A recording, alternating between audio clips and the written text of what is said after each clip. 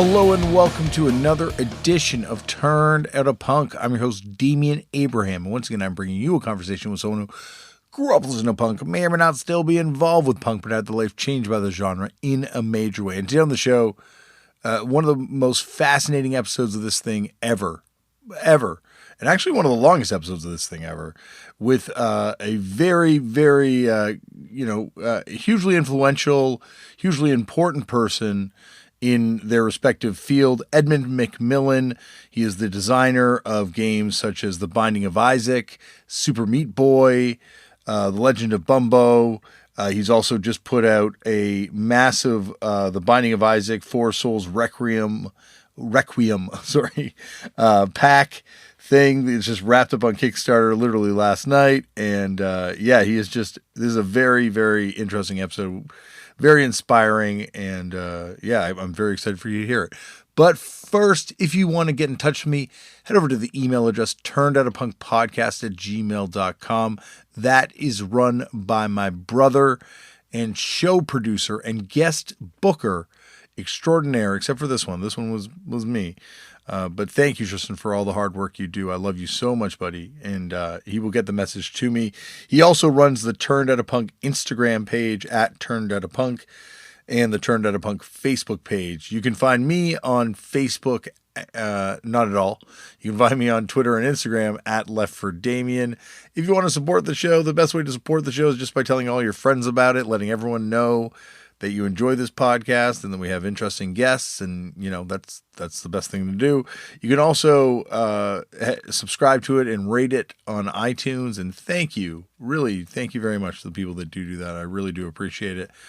You can also just head over to patreon.com/turnedoutapunk, and thank you to everyone that does do that and support the show that way. It helps keep this show going. And speaking of keeping this show going, this show would not be possible without the kind, loving support of the fine folks at Vans. And they came aboard a few years ago and said, Damian, we like what you do. We just don't like that you have to pay to do it. So they helped me cover the cost of this thing. And there are weirdly costs doing a free podcast. So thank you to them very much for helping me cover these things. All right. What else is going on? Oh, yeah. Fucked Up has announced European dates. We've announced, I think, some more American dates. When I say European dates, I think we're just going to England, Scotland, and Ireland. But, it's I guess, part of it's in Europe where we're going now. Things have changed. Things have really changed. But I'm very excited to be going on tour. We're going to be going out with Faith No More in the fall, and then we're going to start doing David Comes to Life tours. We're going to be playing David Comes to Life start to finish for the anniversary of the record, which is being reissued by Matador Records. You can pick that up there. I think on the Faith No More tour, we got some stuff, maybe we'll do some Year of the Horse stuff. Speaking of which, if you want to pick up Year of the Horse, that's Fucked Up's new 90-minute long song. Fucked Up just got active all of a sudden. Wow, it's really... Look at us. We're a real band again. You can get that at Tank Crime Records right now and pick that up. Also, you can find out more information about Fucked Up stuff at fuckedup.cc. And that is that. I'm very tired. It's late at night, of course, again, recording these things. It doesn't seem to ever happen during the day these days, but that's fine. I enjoy the fact that I get to do this twice a week now. But I really do enjoy doing these things, especially because I have guests like this guest on today's show. Edmund McMillen is someone who I got to be 100% honest, completely unaware of. I'm not really a video game player. Surprise, surprise, the guy who collects records doesn't have time for figuring out new technology. But I have played the odd video game, but it's really, I got to thank my friend Tim from Hallucination who told me, like, no, this dude is really important in this world and you should check him out. And I looked into the stuff he does, and it's fascinating. Like, it really is something that blew my mind, that there are people making these sort of like hyper personal video games that are,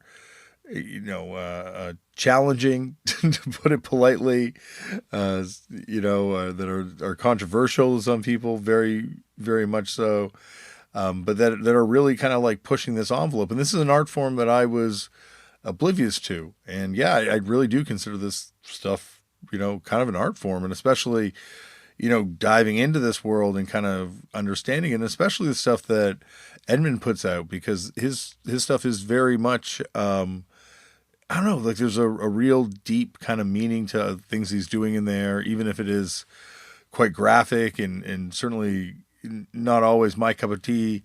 But at the same time, it is something that's really important and something that is very, I don't know, just very in keeping with sort of the ethos of the show, which is the sort of compounding influence that punk rock seems to have. And here it is trickling into this new medium. And what he describes, himself doing, and you'll hear it in this episode, is trying to do something punk in video games. And this is a really interesting episode. As I said off the top, I think it is one of the longest episodes I've done on this show. And or maybe I didn't say it off the top, but anyway, it is one of the longest episodes I've done on the show. It's very late. I apologize again. But I learned. So for some of you, this might be all just like, I've heard this stuff before. Not all the stuff about Edmund's life, but like certainly the stuff about independent video games and things like that. But I felt, certainly I needed a little bit more education on it, and I feel like there's a lot of people out there that don't necessarily know about this, which is weird because it's so much bigger than anything I'm involved in. Like these things are just so important on the reach that they have, on the scope that they have. Yet it's kind of unknown outside of the huge fan base of these things. It's really interesting to me. I guess it speaks to the world we're in now, where there are these sort of micro subsets of society, of culture, that are just so vast, and you just don't necessarily appreciate it until you're inside of it. And so I really got to give a huge thank you to my friend Tim Toolman. Check out all the amazing stuff that Hallucination is doing right now. They're putting out a bunch of cool stuff in anticipation of a new album. And yeah, and also Bear too. Bear also, talked to me about how important this game was to him. And so they really brought me in. And as I say in this episode to Edmund, you kind of need someone to bring you into this world. So allow me to ever so slightly bring you into this world and introduce you to one of the most important creators within it. He has made several games that I think people would describe as genre defining. Super Meat Boy, Binding of Isaac, and he is continuing to make more stuff. As I say, he wrapped up just a incredibly successful launch for Four Souls Requiem, which is a sequel, of course, of Four Souls, another Binding of Isaac card game that he put out earlier. And he's made another one called Tapeworm, and it's amazing. You're about to enter a really interesting world. Also, I strongly recommend watching Indie Video Game the Movie, which Edmund's featured in as well.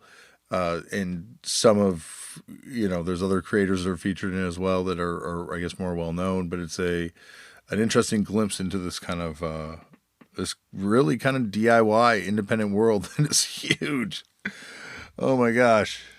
Well, anyway, I'm not going to ramble on. I'm very excited for you to hear this one, and it's a long one. So sit back, relax, and enjoy Edmund McMillen on Turned Out a Punk.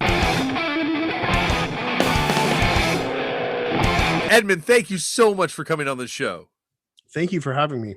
It's an exciting departure from all the nerdy fucking things that I do. Well, I'm a cool kid now. Look at me. I'm a cool kid. I'm so fucking cool. I feel like I'm relevant now. Look at me, because we were just talking about off air, the scope of what you do versus the scope of what I do was very humbling for me to kind of like immerse myself in. And as I was telling you, I've done more research for this episode than any other episode ever for this podcast. And it really has opened my eyes to like a whole new world of creativity. Well, I have to say it's very fucking depressing, and it shows the state of music right now. Because, I grew up in the 90s when music was the Lord, music was it, especially like indie bands and people just falling out of the sky. So Yeah, it's shit, weird shit, man. Never in a million years would have thought it.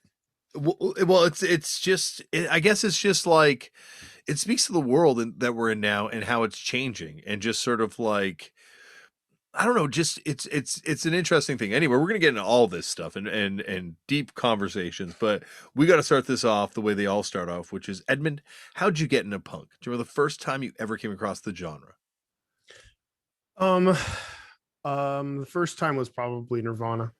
Mm-hmm. Right when Nevermind dropped. Probably, for a majority of kids that are my age, I was 12 or 13.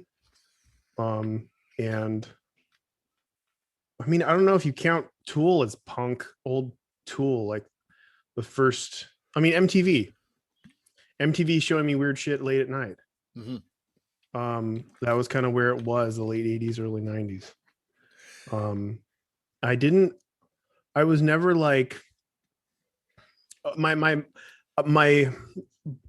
I always loved music, but I'm listening to the shit your parents listen to. For the most part, my dad had good taste in music. He was actually in a Journey cover band.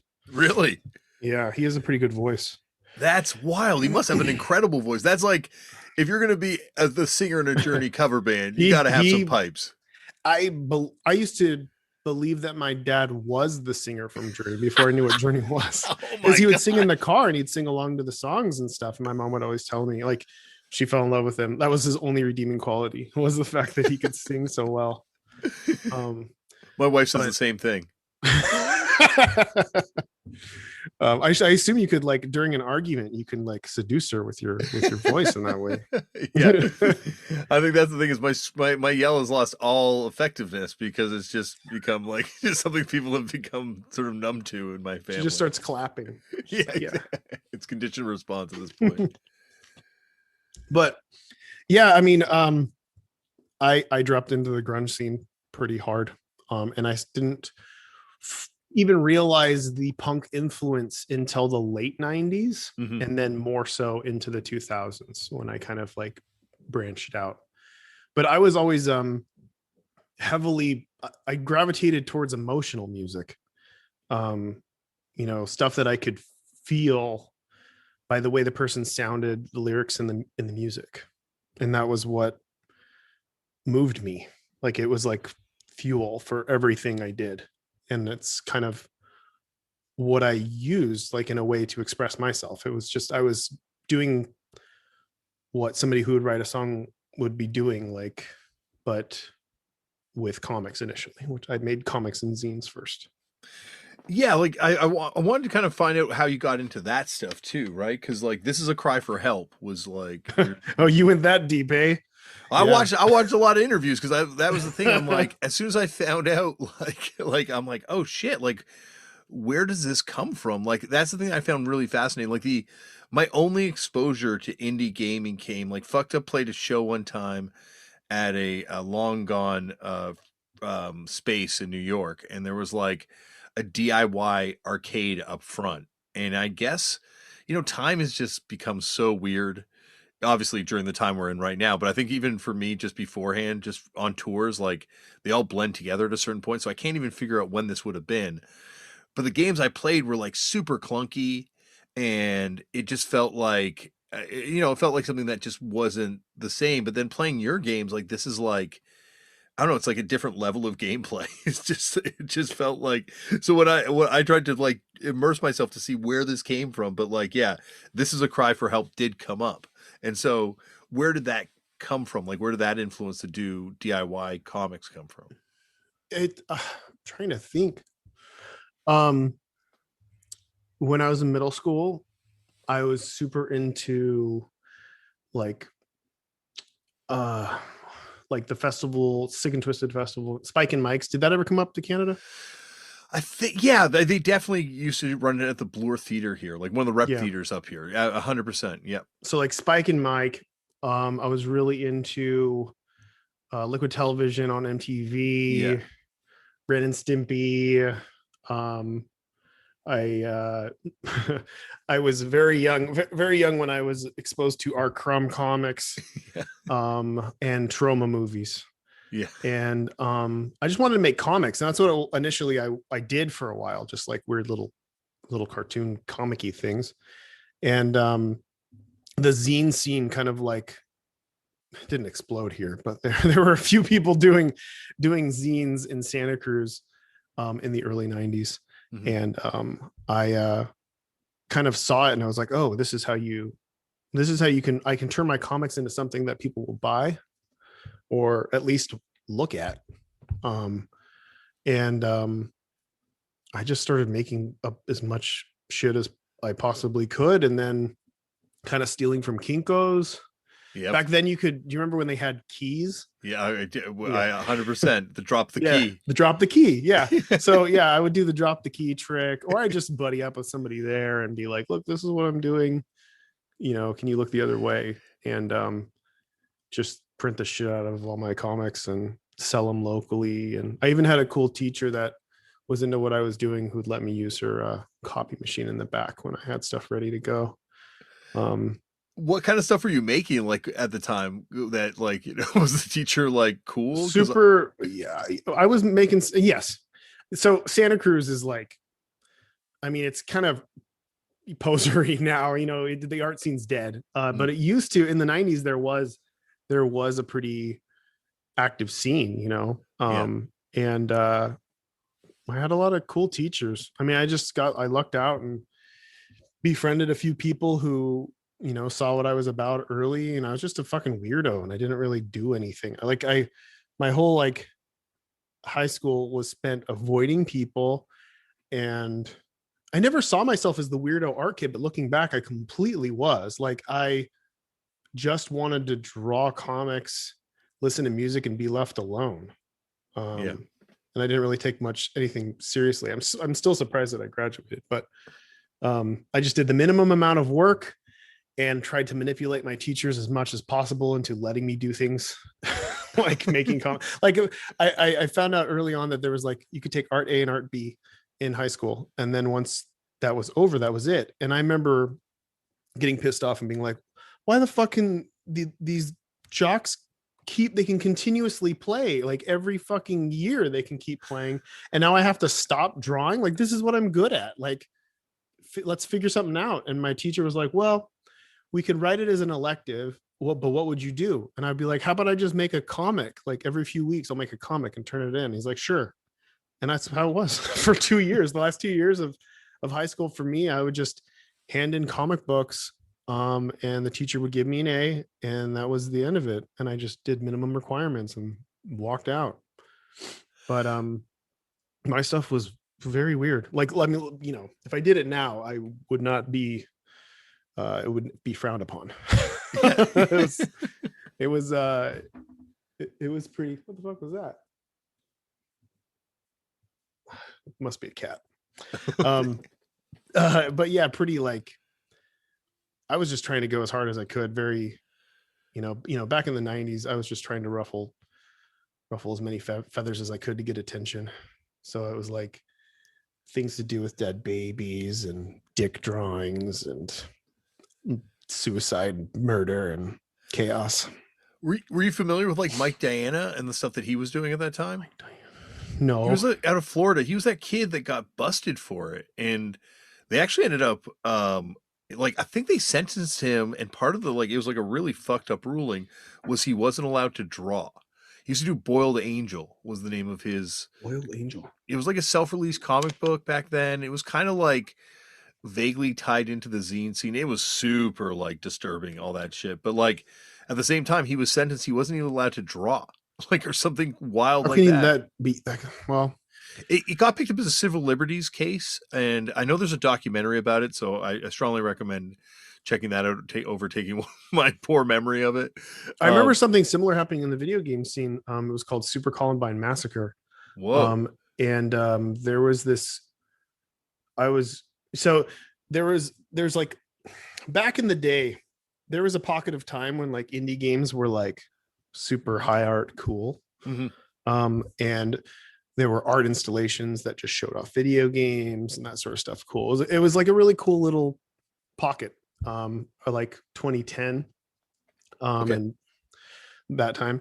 But there's this thing called Slam Dance, which would inside it coincided with Sundance. It was part of like the Sundance Film Festival. They wanted to do one for games. I think this was the second one that they did. Was it always And games, like, or did it start off being like an alternative to Sundance at a certain point? Because I remember there being a film festival called Slam Dance. I'm not sure. Okay. I'm not sure. All I know, that's all I know is it was called Yeah. Slam Dance, and I was involved in the final. It ended.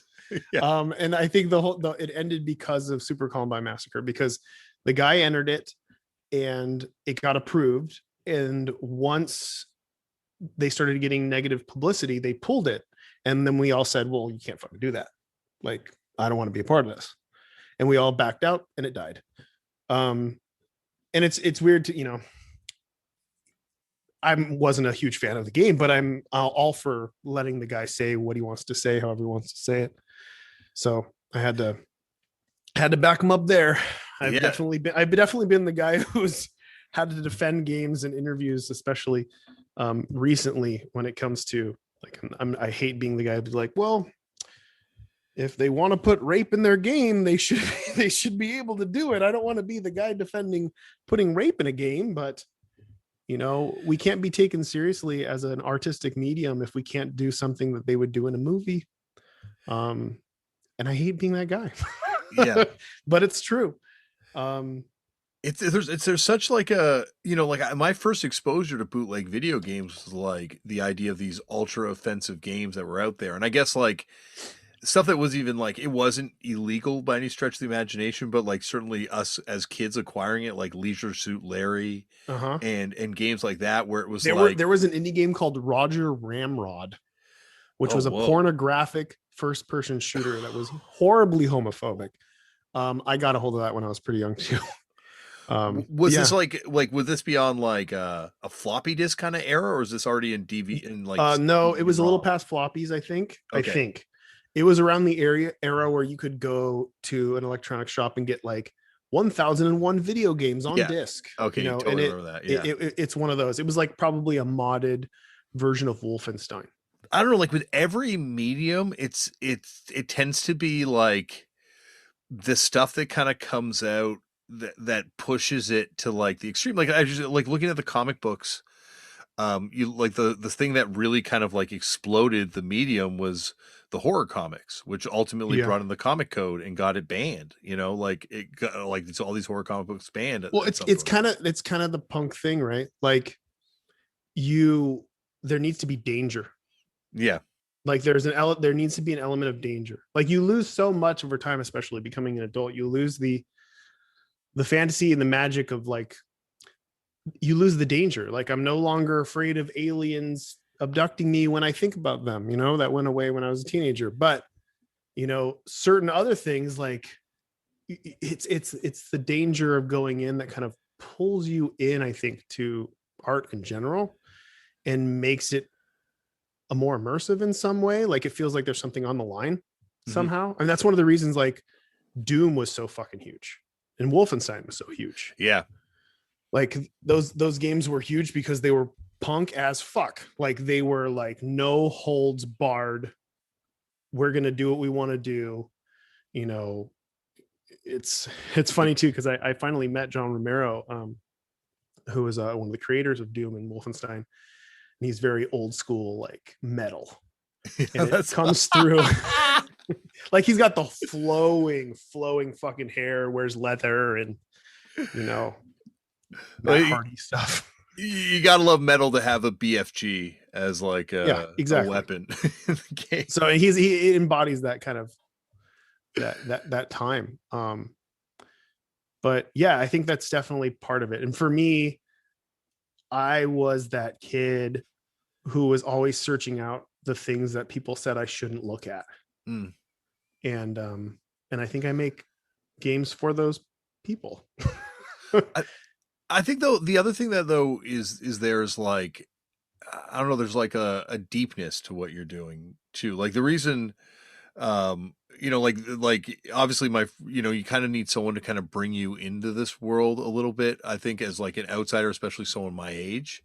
And for me, it was my friend. Aren't I your age though? Well, no, but I mean, like, you're in this world, but I Oh mean, yeah, like, yeah, yeah. as so like an outsider looking in, right? For Like, I sure. needed, and it was guys my age, obviously, as well. But my friend Tim and Bear from Hallucination, like, telling me, being like, no, this game's like a really, like, you got to play this game, like, it's super deep, and it's like wild, the symbolism, and like talking about playing like Super Meat Boy, finishing their record, and how like tied to that memory of finishing their record and playing that game and finishing the game was, to them, and or to Bear Yeah. especially. Like, it seems like there's like an emotional component. I guess that's what would separate it from some like school shooter game, is the fact that Sure. Yeah. there's like an emotion that's not necessarily present in, the same way, like, it's not present in Gigi Allen in the same way that is present in, like a Propagandhi or a Born Against. Yes. Yes. Yes.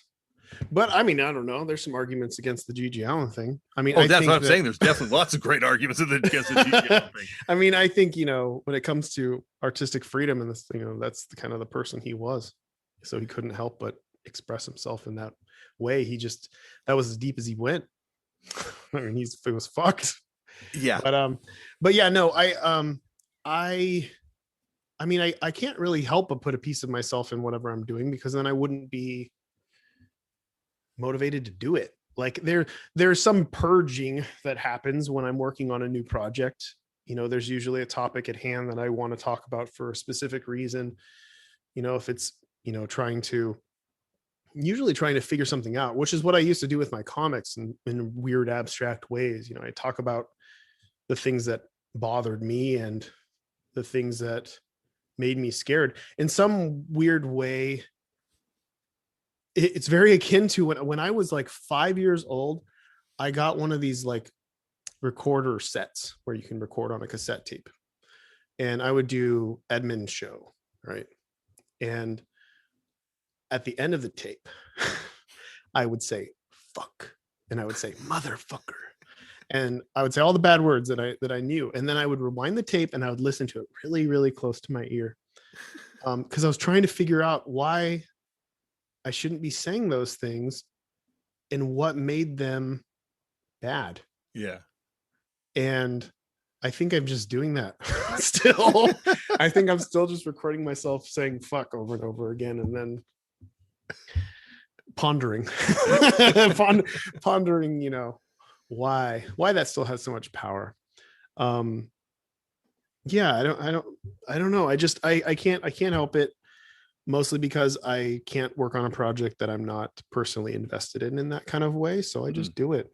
It's just part of who I am. And I guess that is one of the things that's not as common at all in video games, because when you make a game in general, usually games, even indie games, are made by teams of 10 plus people. And you can't really have the perspective and voice of a single person if you're not only compromising, but also trying to make money. And money fucks it all up. Money will make you compromise. And you start thinking to yourself, why wouldn't I just change the name of this character? Because then more people would like the game. And then it starts out very whatever, like, and then you start rolling down that money pit, and you start, smoothing the edges out, and it becomes a watered down piece of garbage that absolutely no one cares about. And it's a trap. It's such a trap. But I try, and I fall into the trap, like I catch myself so many times falling into that trap and thinking about wanting more, and then trying to justify it, being like, well, but I'll reach more people if I do this and this and this and this and whatever else. And it's like, I've gotten to a point where I'm fine when it comes to financials. I just want to enjoy what I'm doing, and I want to make art, and I don't really care if anybody cares. I care. And if I care, enough people will care to justify the actions. And that's kind of what I go for these days anyway. Yeah, and I think it's like that with every form of mass art, like For sure. when we put out this like hour and a half long song, 90-minute song. It's like there's like dozens of people, like literally probably dozens of people involved in making that thing, and it's very hard to have authorship when there's dozens, like obviously someone wrote it, but at the same time there's like dozens of people involved in bringing that to life. Or like, look at a film, like hundreds. Like I was watching, Of course. we Yeah. were watching the credits of X-Men 2 with the kids the other day, and it went Yeah. on forever. And there's no cold ending, by the way, on that one, so don't worry about trying to rewatch it to all the way to the end of the credits. But there's like 1,000 people involved in making that movie. Yeah. It's the same for games. Like I'm still blown away sometimes when I see like an indie game, because people used to, get into little pissing contests about how indie they were back in the day. Okay. What's your fucking budget? All that. How many people? All that Oh, I stuff. know that. I know that game very well. Yeah. I can relate to this. Yeah. And I remember we would scoff at $1 million budget for an indie game. Are you fucking kidding me? Like, I don't make any money. Like, and I'm going head to head with $1 million budget. And then it felt good if you like even got close to winning, whatever contest. And nowadays it's fucking, you look around and there's surprising high budgets for games that you don't even know exist. Well, the stakes are so high, right? Like Incredibly. if you get a hit game, it's like millions, right? Like how many millions of people would make like a game that's like charting on like Xbox, like that's millions and millions of people buying that, right? Kind of. I mean, not at all, not all right away, but yeah, like games sell millions of copies for sure. Yeah, it's very, The popular very ones, humbling. but like, I mean, to put it into perspective though, so, and I feel guilty for almost perpetuating some of this, especially with Indie Game the movie, because, back when Indie Game the movie was filmed, it was a small pocket. So I started making games in the early 2000s. I didn't know I was making games. I was making interactive websites. Back, it was a new scene. It was a scene called the EN scene, everything nothing scene. Okay. It was very zany. In fact, one of the most popular websites called newgrounds.com was based on a zine called Neo Geo zine. Newgrounds meant Neo Geo. It was a fanzine for Neo Geo. Oh wow. Yeah. And where's that zine based out of? Sorry, like we're from Philadelphia. Oh, okay, weird. Awesome. Yeah. I know they're up in Philly. That's where they're still based. Okay. And Tom later went on to, he made a company called The Behemoth, which made fucking huge indie games. Okay. Alien Hominid, Castle Crashers, Battle Block Theater, and a bunch of others. And yeah, that scene was very much Wild West time internet. There's, I don't know if you remember the styleproject.com. It was like a half gore, half porn site. Oh, I vaguely, definitely. Is it like around like Something Awful era? Yep, Something Awful, X Entertainment, Fugly, facesofdeath.com was another. Yeah, it's close. It's called Rotten.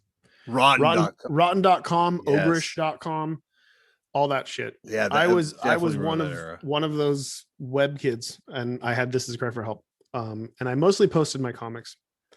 And that's how it kind of started. And then I kind of branched out, and I was known as Edmund Dead Baby McMillen.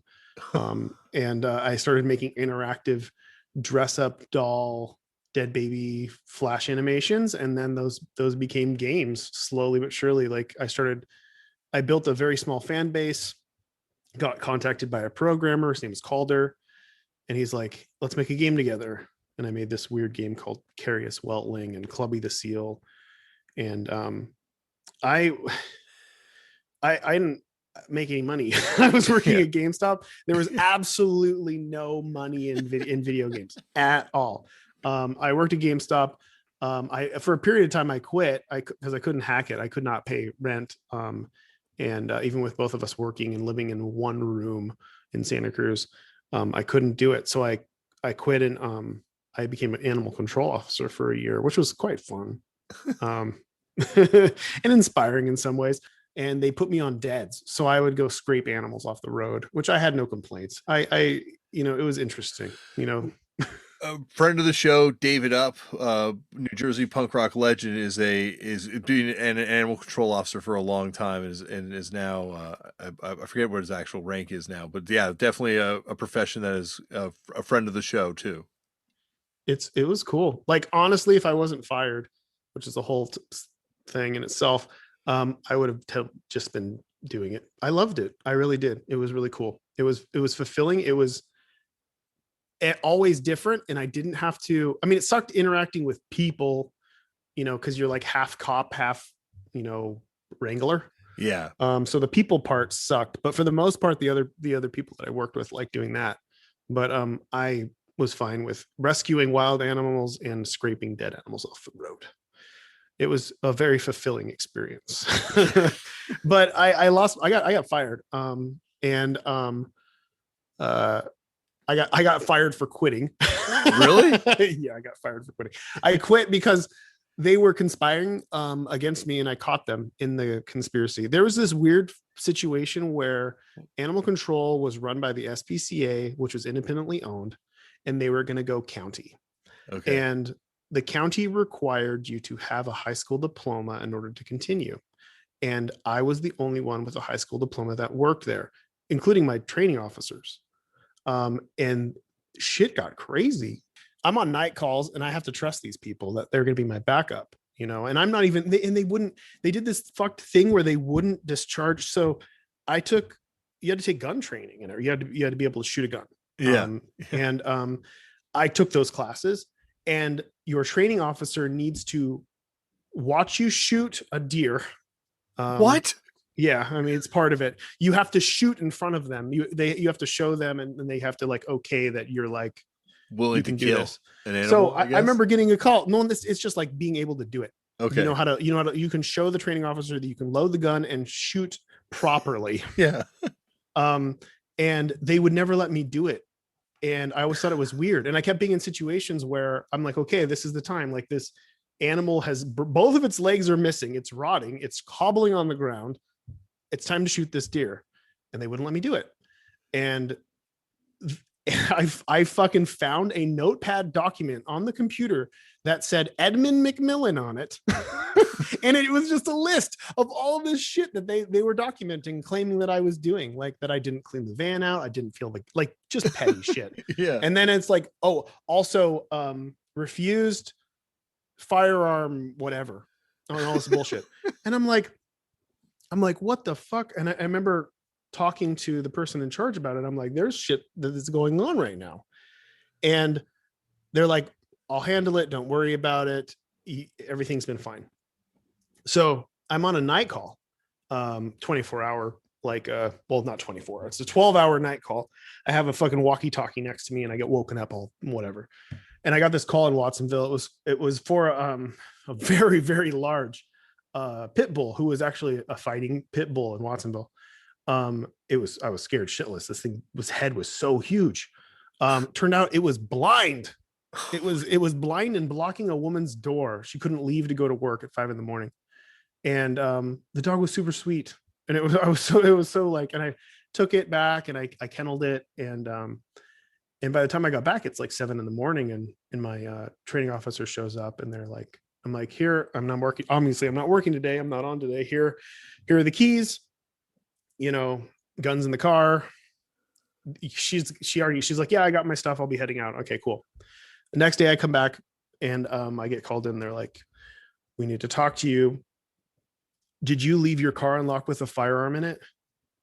And I was like, absolutely not. Yeah. I gave the keys to Deborah, and she fucking said she's got in the car as I left. And she's like, well, Deborah said that, you left the keys. I'm like, you know what? I'm going to roll the dice here. I didn't say that. I guarantee that Deborah has her car unlocked and has the firearm in it. Let's go look. And I rolled those dice, and I was fucking right. And I said, I fucking quit. This is bullshit. Like, I'm not going to fucking trust this person who's conspiring against me and lying to try to get me fired just because they're worried about their, looking good compared to other people. And I said, I'm done. And then like Deborah tried to fight me. It was a fucking, she stormed out and she was like, and she was like a buffalo woman. She was running me down, and she got in my face and told me she was going to make my life hell. And I said, well, I'm not coming back. Like, I'm done. You win. And so I split. And for a week, they called and said that they would raise my pay, said that they would reprimand her, yada, yada, yada. I remember talking to my stepdad about it and being like, I don't want to do something out of spite if it means me, because I knew we were going to have to move out of the place that I got, you know what I mean? Like, yeah. And I'm going back to living in a room, because that's the first time we upgraded to, a tiny little apartment in a bad part of town. And I'm like, well, it's all fine. And my stepdad's like, you know what? Fuck them. Go to work, do your job, come home. I did it for 2 weeks. They found somebody else and they fired me. And that's the story. But that is the most pivotal moment of my fucking life. Like, being fired from that job made me so fucking depressed. I felt like the biggest failure and the biggest joke in the fucking world. And I remember thinking, you know what? I should try to make money off of my art. I should try. I don't feel like I ever really tried. My wife is reading this book called, I think it was Diary of a Teenage Girl. Okay. And I think in the book at some point, they talk about the key to success, or what she did to succeed was, you write something down that says you promise yourself that you will do at least one thing to advance your career and grow as an artist every single day.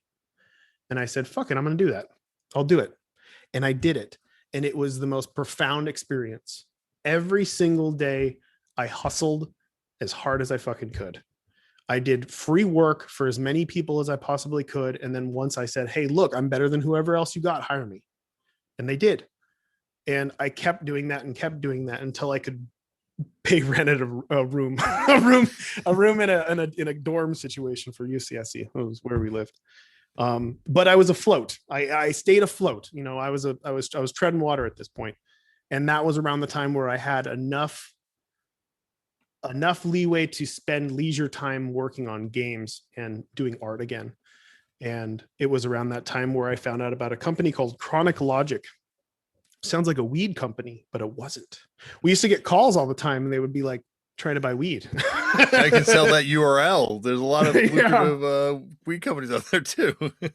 He probably would sell that URL. But and I was kind of making games, and these guys they made this game called Bridge Builder. It was a bridge simulation game. And I was kind of in awe. Of what they were doing, because it even though I was kind of doing it, it felt legit in some way. Like, they were selling their games. Like, they weren't putting them up for free for people to play on newgrounds.com. They had people paying upwards of $20. $19.99 was the going rate of all indie games back in the day. And they were actually making money. And I was like, can I work here? Let me work for free for a little while. And if I'm good enough, can you hire me? And they said yes. And I worked there for like 6 months and eventually pitched an idea for my first sold game, which was called Gish. And worked on that for about a year. And they entered it in this thing called the IGF, which is the Independent Games Festival. I had no fucking, this whole world I didn't know existed. Yeah. And it got nominated. And I went to this convention and watched people play my game. And it was the fucking coolest thing in the world. And from then on, I was like, I want to do this. This is the closest I'm going to get to singing on stage. You know what I mean? Like, this is it. Like, this is what fills me up. And just that little bit, just seeing a few people like laugh and enjoy what I'm doing made me feel so good about what I was about. And then I could kind of see the art form as this like really new art form that was so easy to be innovative in, because it was so fresh. And I could pull from all my experience with, comics and music and everything else. And I could innovate around, this limitless mechanics and, player interaction. And I got to basically riff off of old games that I played as a kid, and kind of make them my own. That's kind of what, I mean, my successful ones anyway. Like Super Meat Boy is just a riff on Super Mario Brothers, same initials. And The Legend of Bumbo, or The Legend of Bumbo, sorry. That was another game. The Binding of Isaac is a play off of The Legend of Zelda. And it's a riff off of The Legend of Zelda as well. So yeah. So where did you like how was that process of transitioning? I guess you're doing it on the websites, but like your art to like kind of this completely different medium, right? That you're working in at this point. Like, were you someone that was like versed in computers as like was that like just something you picked up? I don't program. I have no interest. I'm not a computer guy. Yeah. Everybody assumes I am, and I'm not. They're like, your son makes video games. Can you come fix my computer? And it's like, no, I cannot. I can't fix my computer. It's just one of those things where like I learned the tools to make cool stuff with it, and then I don't care about the rest, and I let somebody else deal with that. It's a very left brain, right brain process. And I like to work with programmers who are the polar opposite of the way I am usually. Very, very analytical and technical and, robotic in a way. So I can be the overly emotional drama queen. I know that role. I definitely know that role in the project. But yeah, it's, I mean, in a lot of ways, it's like a band, it's you've got the guy who's like kind of writing the music, and then I'm more of the guy who's writing the songs, the lyrics and singing. I mean, even like on like a more base level than that, like I draw all the time, right? Like, and I'm in the process of designing all these t-shirts, but I find like I cannot figure out how to represent them in a 3D world, and to like the process of taking 2D art and transferring it into, and like obviously I know you're doing like side scrolling in a lot of time, but like at the same time, like even the 3D perspective that your characters have and the fact that they do exist in a somewhat 3D dimension, I just find that transition to happen really interesting in terms of style and stuff like that. Like, were you always thinking in terms of animation with the style of art that you were doing? No, I mean, honestly, animation is just like the illustration, even though I love character design. I love story. I love writing the story. I love drawing the characters and creating the characters. I'm not a huge fan of drawing anymore. Really? it's yeah. I've become more obsessed with design. Okay. So the design is where it's most fun for me. Tying in a mechanical experience into an emotional feeling and a story and theme, and putting all these things into one cohesive, semi-abstract thing that you kind of experience. That's really fun. So it's never like I never go in thinking about anything other than like perfect example going in. So when I made The Binding of Isaac, I came off of Super Meat Boy, and Super Meat Boy, even though it was weird and it was very much me, it was the closest to a compromise I could get. So I saved as much money as I possibly could to work for what I thought would be a year, but turned out to be 2, on this project. So I knew that I was investing so much in it that I wasn't going to double down on something that I felt like wouldn't appeal to a larger audience. And after doing that, I felt the need to push really hard in the opposite direction. Kind of like, I guess in a way, I almost felt like I had sold out. and I needed to like represent what I was about, because I made so many fucking weirdo games before Super Meat Boy. Yeah. And Super Meat Boy was not even close to a weirdo game. It's just cute and whatever.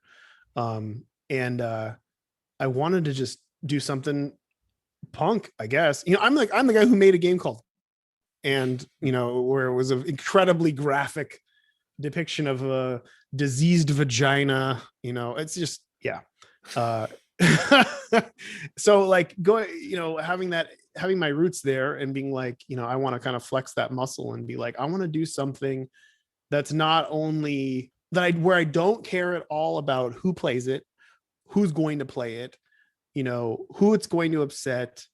And I want to write it about myself, and I want to write it about something that matters to me. So I can't, you come up with a mechanic, and it's like, okay, I want to do, it's called like a roguelike formula. So it's a randomly generated formula.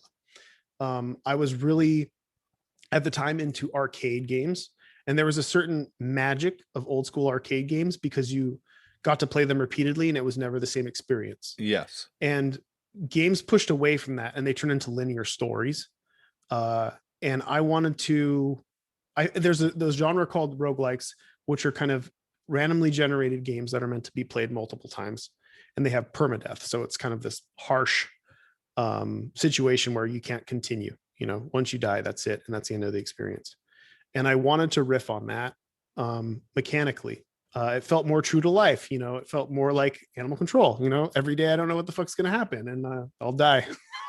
But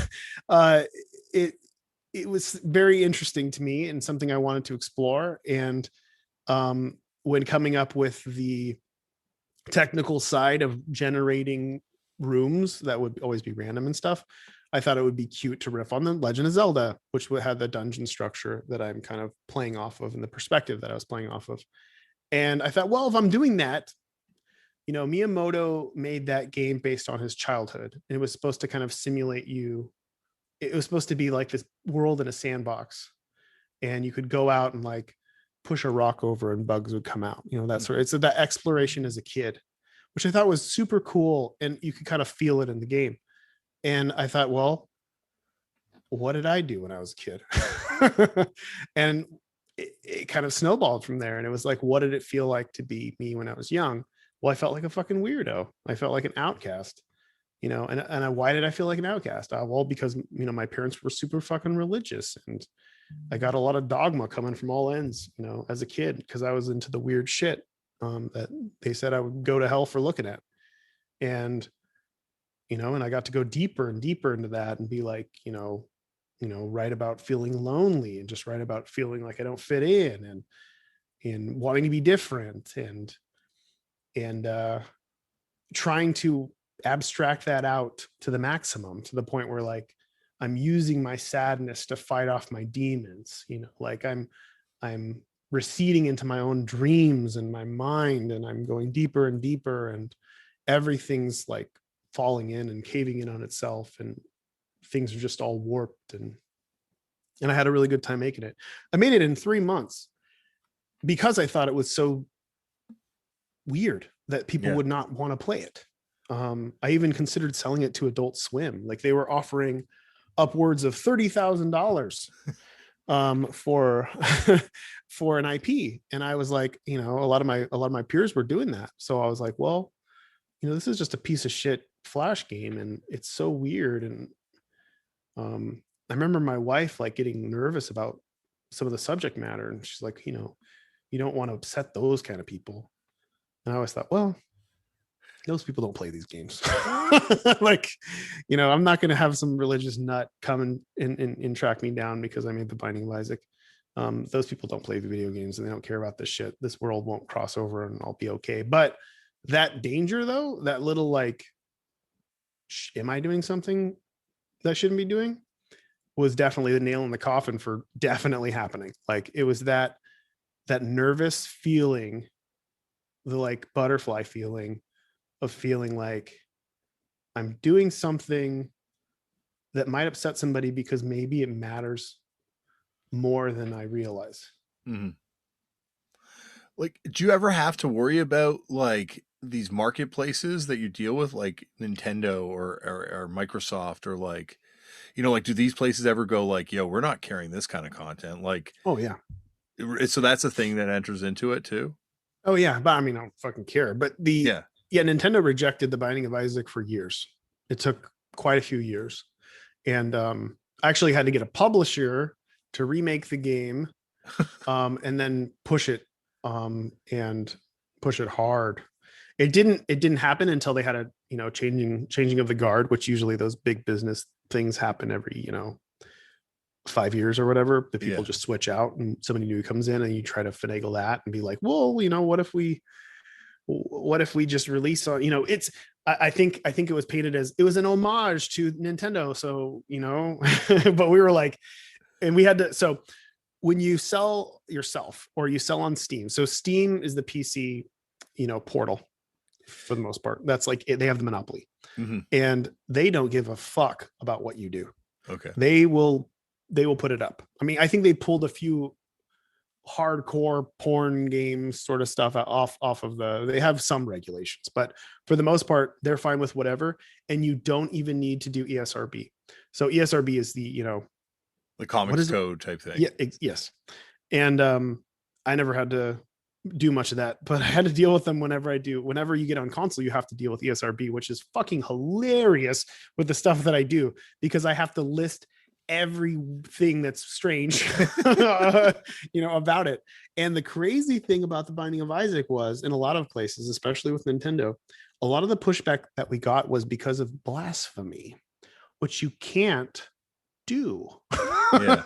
Because something that's blasphemous to one person is not blasphemous to somebody else. And that actually got a lot of, especially in Germany, like, because Binding of Isaac got like banned from certain things in Germany, and that it actually caused like this big thing over there where it was like, you can't do that. Like, you can't say something is blasphemous. You can't define it based off of Christianity or whatever else, because there are multiple. Yeah, it's your experience, right? Like, that's what this game's ultimately about, is your experience with Christianity. For sure. And that was kind of an interesting talking point for a while, but eventually Nintendo was like, sure. And I had to get the ESRB, and I had to list. I should just find that list one day, because it's like this giant list of horrible things that look so bad when they're written out. But in the end, it's like, there's only a few ratings. You've got E for everyone, you got T for teen, you've got M.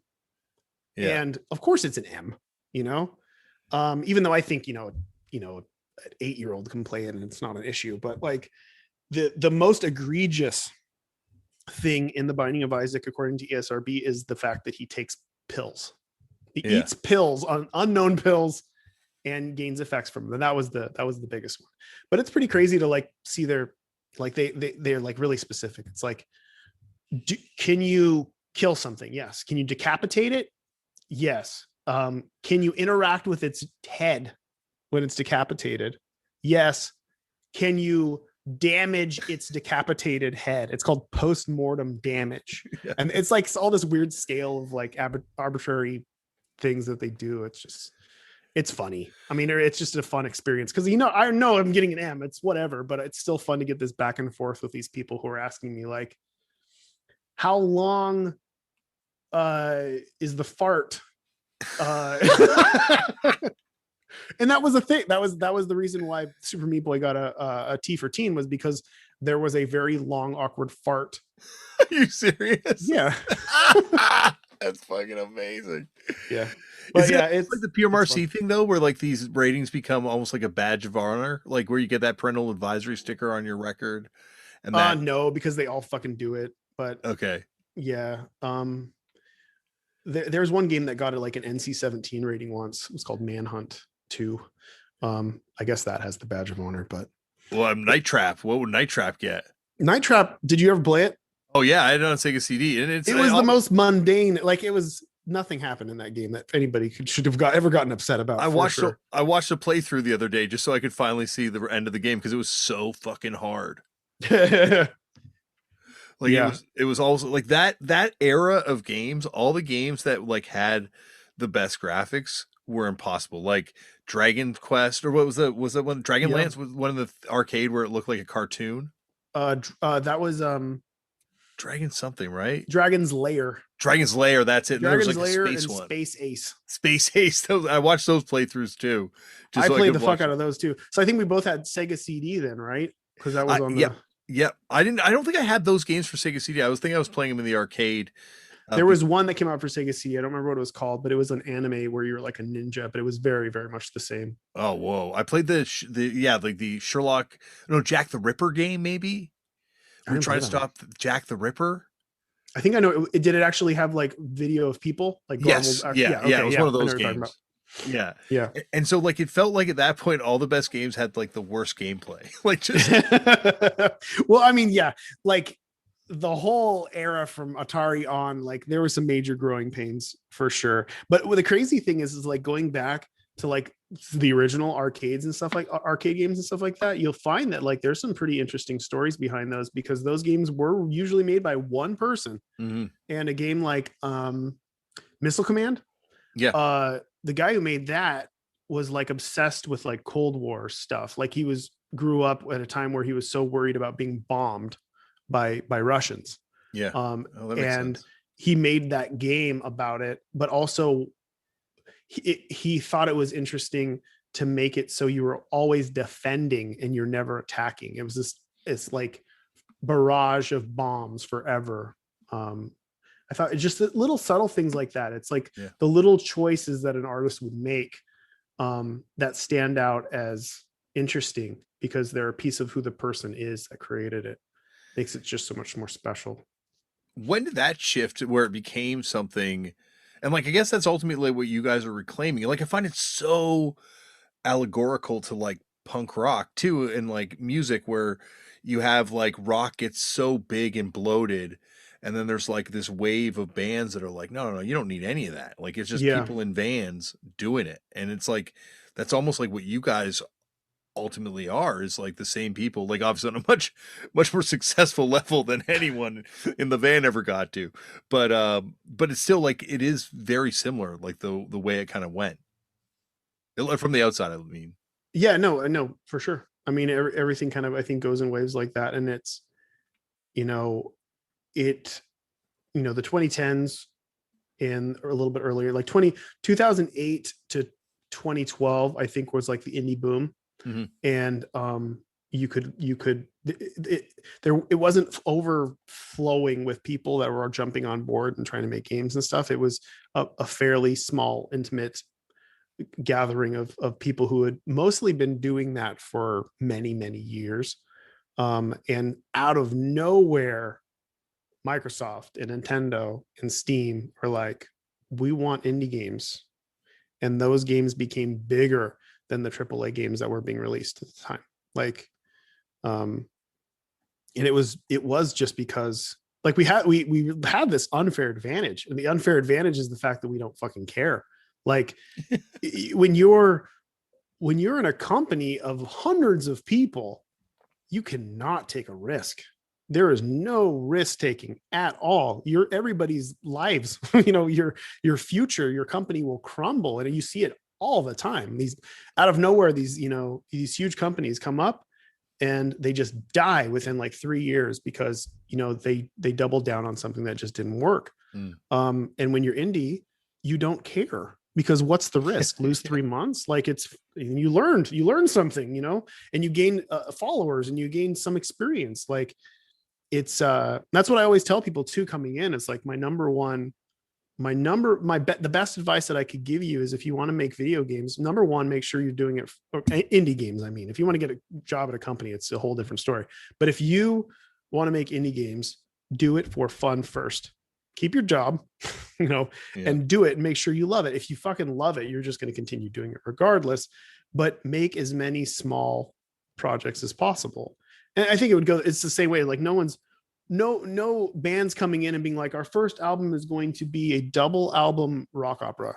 Yes, they are. They're not not necessarily doing it right, but there are definitely bands doing that, unfortunately. Well, no, people, and then in the scene, there are people that do it well as well. And I know those people, and they've been doing it for 15 years and it's not out yet. You know what I mean? Yeah. So, you never want to make that mistake kind of going in. You want to learn, get your feet in the water, and make as many little things as possible. Awesome. This is getting to the point where I give you a tap out option too on the episode. So don't worry if you have to take off. We can wrap up here Oh if you no, need to. I'm good until I hear screaming from above. Okay. I appreciate you walking me through this. This might be the most rudimentary conversation you've had about this subject. Oh, Uh, it's fine. I mean, I feel like I can talk, I don't know, a bit more arty farty about things in no, I this appreciate. environment. Well, that's the thing is like I find what everyone kind of is taking this thing, and I mean that when I say everyone, I mean like like people that glitched out Game Boys and started making music out of that, and built Yeah, a yeah. whole genre out of doing that. Like people that found ways of like taking creativity to new places, and found different tools to kind of do it with. I just find that process just so fascinating. For sure. Um, It's always interesting when like a new medium kind of like pops up and it's like, what potential does this have, you know? well, and especially like what you're saying, like the fact that this does herald back to like all these old games, like I don't know, there's this weird moment where we did David Comes to Life, and there was this guy who worked at like he was one of the guys that worked at Rockstar Games, but he was kind of like leaving Rockstar Games Mhm. or something, and he wanted to do like a video game adaptation of Really? like the the record somehow. And it was just like this whole new way of like looking at video games that I never really, I'd always engaged with video games. Like I'm part of the generation that grew up with it, but I guess just like just being completely oblivious to the idea that, oh yeah, this is like an outlet of expression, just like anything Yeah. else is an outlet of expression. Well, they're not really helping it, you know, like, and I feel like, quite honestly, I feel like a fucking alien in the industry. I feel like a big weirdo. I used to do panels and stuff, Mm. and like, I just look like an asshole because I'm like scoffing. You know what I mean? It's like I'm sitting up here, like, I didn't know I was going to be sitting next to the guy who was talking about how to exploit people for money. It's like, I'm sorry, but I'm a fucking weird art nerd and I don't outfit in here. And I'm, you know, there's a handful of other people I think I have kinship with when it comes to just kind of utilizing this as a fun way of means of expression.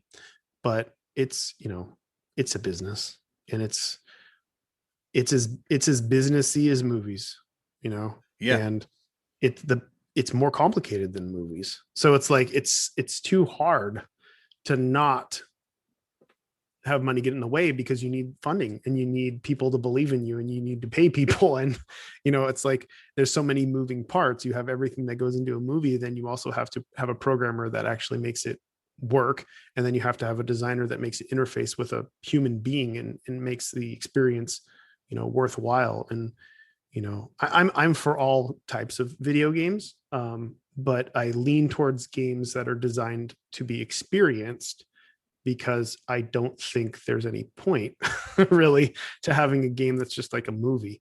Yeah. Um, Yes. uh, but Preach. No, I just mean preach on that, because no, like that's the thing is I felt like there are certain engines that I love in mainstream video games, and like and this goes back like like the engines for like kind of the wrestling games from the NWO yeah, World Tour and all those stuff. you play? Did you play Fire Pro? That's the thing I was wanting to get into with you, because I find the cultural impact of video games so big, because like that whole world of translating the Fire Pro manual into English is really begats like a whole section of independent wrestling out of that scene.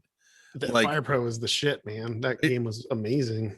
did you play it back in the day? Yeah, Oh, wild! Like I'm fat. Like I didn't get into it till way later. A friend was like, I was as pretty into wrestling games. I mean, well, so I didn't get it. I got into it before it got remade.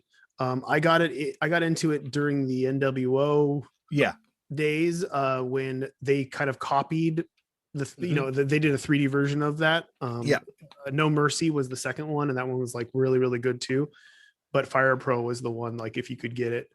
I think I had it on a modded Game Boy Advanced.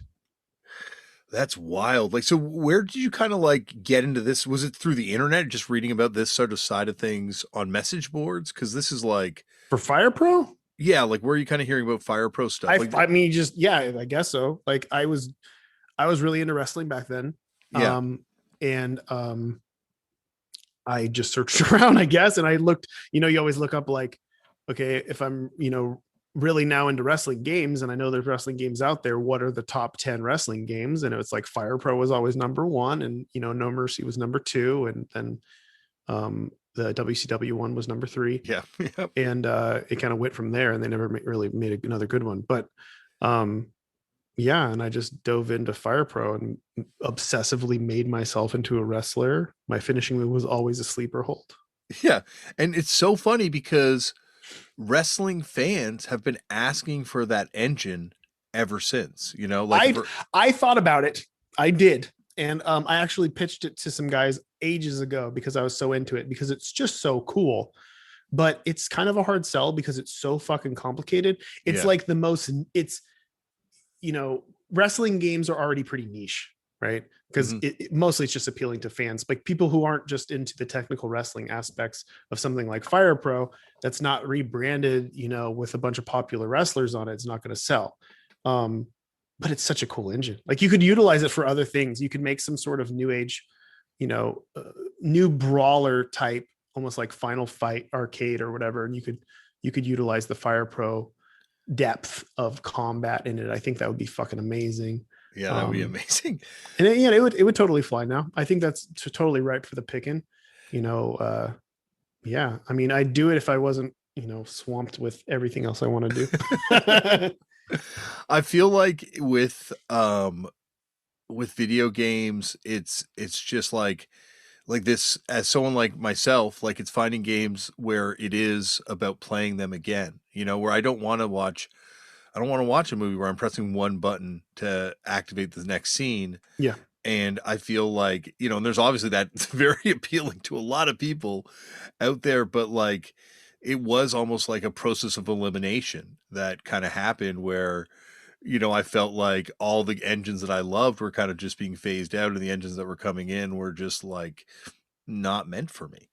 No, yeah, I agree. And I mean, and I hate to be like, I hate even talking about interviews because I don't want to come off like this indie elitist snob, because I love all video games. I do. And I try my best to understand what makes them good. It's the same thing about like pop music and stuff. Well, I was going to say, you're on a punk podcast. Like we are the snobbiest people. Yeah, sure. When it comes to rock and roll music out there. But it's like, as a musician, when something is popular, I mean, for me anyway. So like even with music, if something is like, I don't know what the fuck who the fuck is this person on TV? I don't know who the fuck this is. It's like, let's look it up. And they made this song and I'm listening to it. I want to understand. And I think I usually can understand why this song is popular and why this works.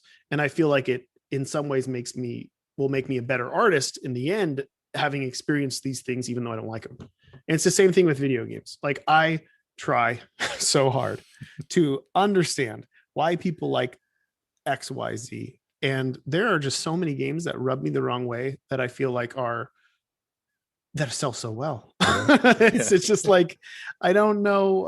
And it's always story driven. It's always the story driven game where it's like, if I wanted to be moved by a story, I would watch, an very accomplished filmmaker who gives me a bite-sized version of that, not this thing that I'm not actually in control over, and I don't actually do anything. Like I'm not impressed by that. And in a ways it angers me because I see how much fucking money and voice acting and like all the shit that they're pouring into this, and thinking like, oh my God, imagine if just like an innovative idea, if they based it off of something crazy like that, like what they could do, like they could really make some cool shit. But again, like I said, they don't, because they cannot take a risk. They're going to make Red Dead Redemption 4. They're going to make what the fuck ever else. And everybody's going to play it. And, and if it's really popular, I'll buy it and then be mad that I did. I can't swing it. There's just so many games where like people will gush, and people that I respect too, like people will gush over something, and I just can't do it. Maybe it's also the fact that my life is different now too. It's like having 2 kids, and a wife and a house, and responsibilities and work, and I live my work, when I have 15 or 20 minutes to sit down with something to play, I want to feel like the experience, I feel fulfilled. I don't want to fucking wait through a cutscene. I don't want to feel like I'm being talked to like I'm stupid, you know, and I feel like a lot of that is there. And that's something I try to be as careful as possible with. Like, even when it comes to instructions, I don't like putting instructions in my games. I feel like I respect the player enough to know, and I push myself. Like, I feel like a failure as a designer if the person doesn't understand how to play by playing it. And that's what it is. And it's like, it's like sitting down with somebody with a song that you wrote and explaining why they should have an emotional feeling towards it. You know what I mean? It's like, you know, the long-winded explanation of why something's deep. It's like, you just don't do that. It's just like you let it happen, and you paint the picture as well as you possibly can to the best of your ability, so they experience the game and not look at it while it's playing itself. And that's my hoity-toity rant. my elitist snobbish rant. But I think that also goes why like we were talking in the very beginning, like about why watching other people play video games is so popular. You know, like it's much more interesting to no, I'm not more interesting. It's much more easy to just sit there and watch something happen. It's true Than to actually do it, right? And you also check off the social aspect too, right? Because a lot of people love that social interaction, just hearing somebody speak. Well, that's what I was going to say, is that maybe it kind of feels like that's going to be the end of like this style of video game. Is like the next generation of kids. Like, I look at my kids, they don't really engage with those types of games. Like, for them, it's much more like the social aspect of playing with their friends a video game at the same time, or engaging with, like, and that's a great direction to go. Like, I would love for the future to be, you know, social multiplayer games and, you know, pick up and play experiences. Yeah, and I kind of think it also, I was thinking about this today, also, like the idea of like YouTube and just sort of the democratization of celebrity that's kind of happening right now, where we're looking, you know, like right now, it's pretty bleak when you look at, you know, PewDiePie and stuff like that. But like, we're going to enter an era where there's just going to be so flooded because every single kid wants to be a YouTuber now. Oh, yeah. That it's just going to be so diluted that there's not going to be room for despot YouTubers because everyone's going to be a YouTuber. It's one of the most disheartening things was how quickly, like, there was a pocket of time again between I would say just 2 years, 2010, 11, and 12. Those years, kids would say, I want to be a game developer. Yeah. And then it died. And that was it. And now they've moved on to streamer, and nobody says they want to be a game developer anymore at all. Which, you know, I'm going to say it because I'm now like obsessed with the idea of game development. Like, what goes into being a game developer? Like, what, like, and obviously don't give me away. Like, you don't have to go into too much detail, but just like, what is it? A lonely thing. I'm going to paint a picture for you. Okay. You sit alone in a room making music with other people remotely for 3 years, and you don't ever tour. That sounds like heaven. You are really selling this to me right now. That's what I would say. Do it.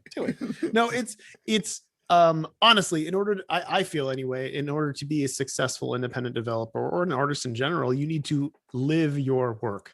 It's hard to avoid. You need to, and you have to sacrifice a great deal to do it, you know, and my sacrifice was, I mean, I don't know how my relationship with my wife has worked for 22 years, but it somehow has. And for a good chunk, I would say a good 8 years, you know, my life was I had an office with somebody downtown, and I would make games with him. That was our company was called Cryptic Sea. So I'd go down there, I'd work, I'd come home, I'd eat dinner, I'd go back to work on my own projects.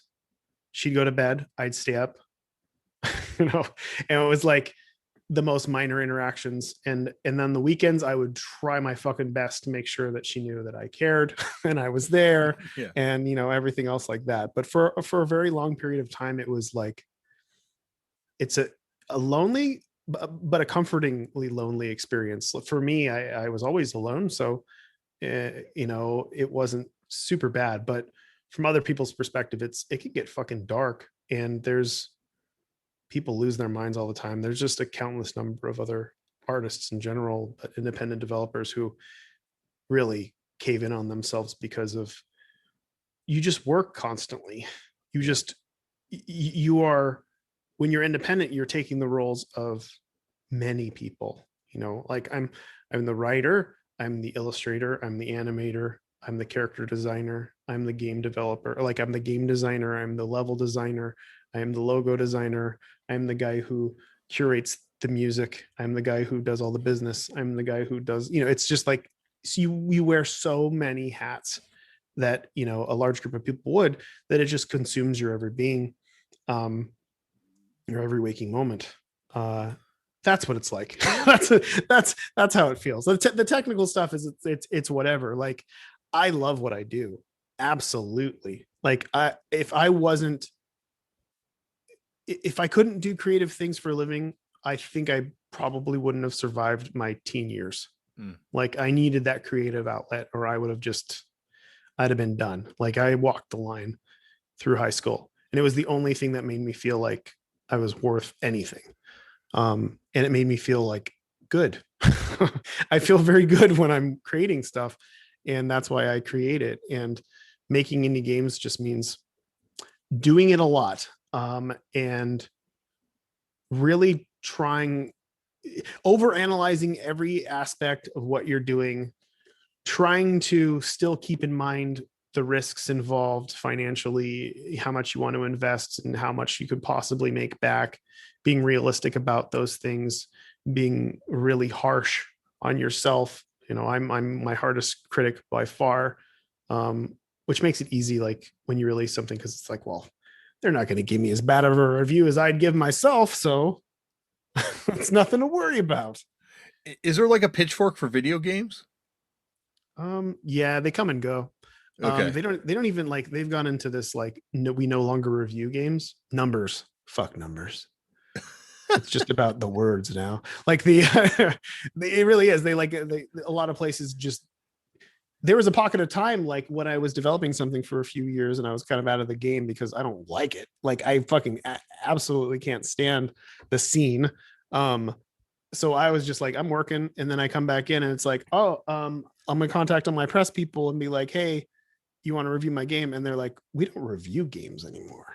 It's like, what do you do? What do you do? What do you mean? They're like, we do articles. It's okay. So they write an article about the game. Yeah, they write an article about the game. They don't do reviews. They don't do numbers. They don't. No one reads it. No one cares. I mean, it's great too, because you know that's an art in itself. Video game journalism is a thing, and a lot of people do some really creative and cool shit. There have even been some what was his name? Fear and Loathing, the writer. Oh, Hunter S. Thompson. Yeah, there have been some Hunter S. Thompson-esque characters in the industry that are writers that kind of do some goofy shit out there, shit like that. But yeah. So, you know, they're doing their thing. I just say, hey, can you help me tell people that this game is out? And I, cross my fingers and usually don't get an email back. It feels like it's also like a world that, because it exists online. Like there's just so much, I imagine, like persona posturing. Like obviously you're in the documentary, so you've been very personal on interviews and things like that. So you're out there, but I imagine there's like a lot of just like people inventing a persona to live behind in this world, because there has been that, especially in back in the day, there were a few people who are very about being there still are the rock star game developers. Yeah. People like John Romero and Cliff Bleszinski. These guys, you look at them on Twitter and they're definitely like they've got that rock star attitude. I think Cliff even said like in interviews that he felt like rock star. Yeah. Yeah. Like Yeah. in that people should think of, game developers, big game developers like that, like rock stars. Yeah.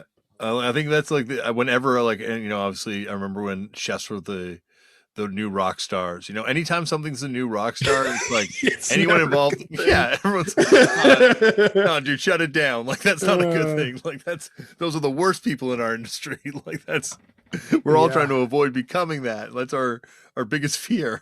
But yeah, I mean, yeah, it's an industry like everything else, and it's very much the same deal. With the music industry, except we don't the place that we really lucked out was our publishers. Like Steam kind of saved us. Yeah. And if it wasn't for Steam, we would not have these options. We'd all just still be like making absolutely no money at all and just trying to sell things off of our websites or whatever else. But it was the fact that Steam started selling indie games, made it a competitive environment, offered developers a huge chunk, and made it very public of what they were offering people. And then all the consoles followed suit and just also had to do competitive with them. And then suddenly we're making a good chunk of money, and you guys handled it way better than the music industry did. Like yeah. Well, we came later anyway. Well, the music industry fucking killed it because the one good thing was that we are a very progressive industry. Yeah. Right. Yeah. So we understand technology. Yeah. And the music industry did not. Are you telling me a bunch of people playing guitars and pedals and tube amplifiers don't understand computers? Well, it's not so much those people. It's the people making money off of you guys. Yeah, well, they understand the technology enough to make that money, but we didn't. Yeah, they do, but they don't understand it enough to know that, like, digital music is a thing that will happen eventually, and we should probably figure it out. I mean, they killed it. They destroyed it. But I mean, there's still the whole indie scene. It's so, like I said this before, but it's extremely disheartening. Like whenever I speak to any musician, like working with Matthias, who is the drummer for Sleepytime Gorilla Museum. Did you ever see them? No. Phenomenal. Where are they from? Oakland. Oh, they great. broke up. They toured for fucking forever. But yeah, he told me stuff like, so I mean, I hired him on to do the voiceover when the band broke up. And I love that band. And eventually hired him on to do all the music with John and Carla, his wife. She did a lot of stuff on it too. And he told me like when like we released the album online, he's like, I made more today than I made touring for like 10 years. Like, it's like, this is insane. Like, because, they would tour to stay afloat. Yeah. And that was it. And then they started having kids and you can't keep touring with a bunch of kids and maintain, healthy relationships, et cetera, et cetera. Yeah. And, yeah, it's kind of looking into that world. It's like so upsetting to me that the people I respect more than anything, like the medium that inspired me the most, doesn't make as much money as it should at all. And it kind of, I guess it never did, because there was always the big guy there that was just taking everything from everybody. Yeah. But that it's also inspiring to just see so many people doing it, quite obviously, because they absolutely love doing it. But that's a trade-off, right? Like I know, like here I am, my shit's very small by scope comparison, but like, like yet it's hitting someone like you that's hitting a lot more people. It's hitting someone else who's hitting a lot more people. Like it's almost a trade-off. You get to be this like musician. You're never going to hit these people directly, but you'll help inspire people that will do stuff that will hit the masses. For sure. But also like, the fact that he's selling his music, like maybe musicians just lost sight of a new way to reach an audience, right? Like his music is hitting more people now, but and it's affecting them, right? Like they are affected by this music. So, which is ultimately our goal with art, right? Is to affect people. And that's the one thing that, all musicians, especially like amazing musicians that are listening and listen to this, it's like, even if it's not your wheelhouse, maybe reach out to some game developers, because like, dude, there's just so much amazing music out there that can be made hugely popular by putting it in a game. Oh God, Like, yeah. imagine like, well, you know how, even if, so okay, so I absolutely love your band, abso-fucking-lutely. Like, the music you guys write is some of the coolest and most moving music I've listened to in a while. Um and I think I started out with shit, the Black Albino Bones one. Yeah, on Chemistry of Common Life. Chemistry, yeah. And I remember listening to it and just loving it, and the guy I worked with did not. um, and I remember it being kind of a hard sell. And but after he listened to it a few times, he started to really love it. And it's like when you put music in a video game like that, and you kind of almost force people to listen to something a few times, when you are a multi-layered kind of out there band, and you've got a out there sound, you'd be surprised how many people you can reach. And I've kind of done that with a lot of my games, where I just like really like a song. Like, I think way back in the day, I contacted Kata. I don't even know if he's still active, but he was on Ipecac.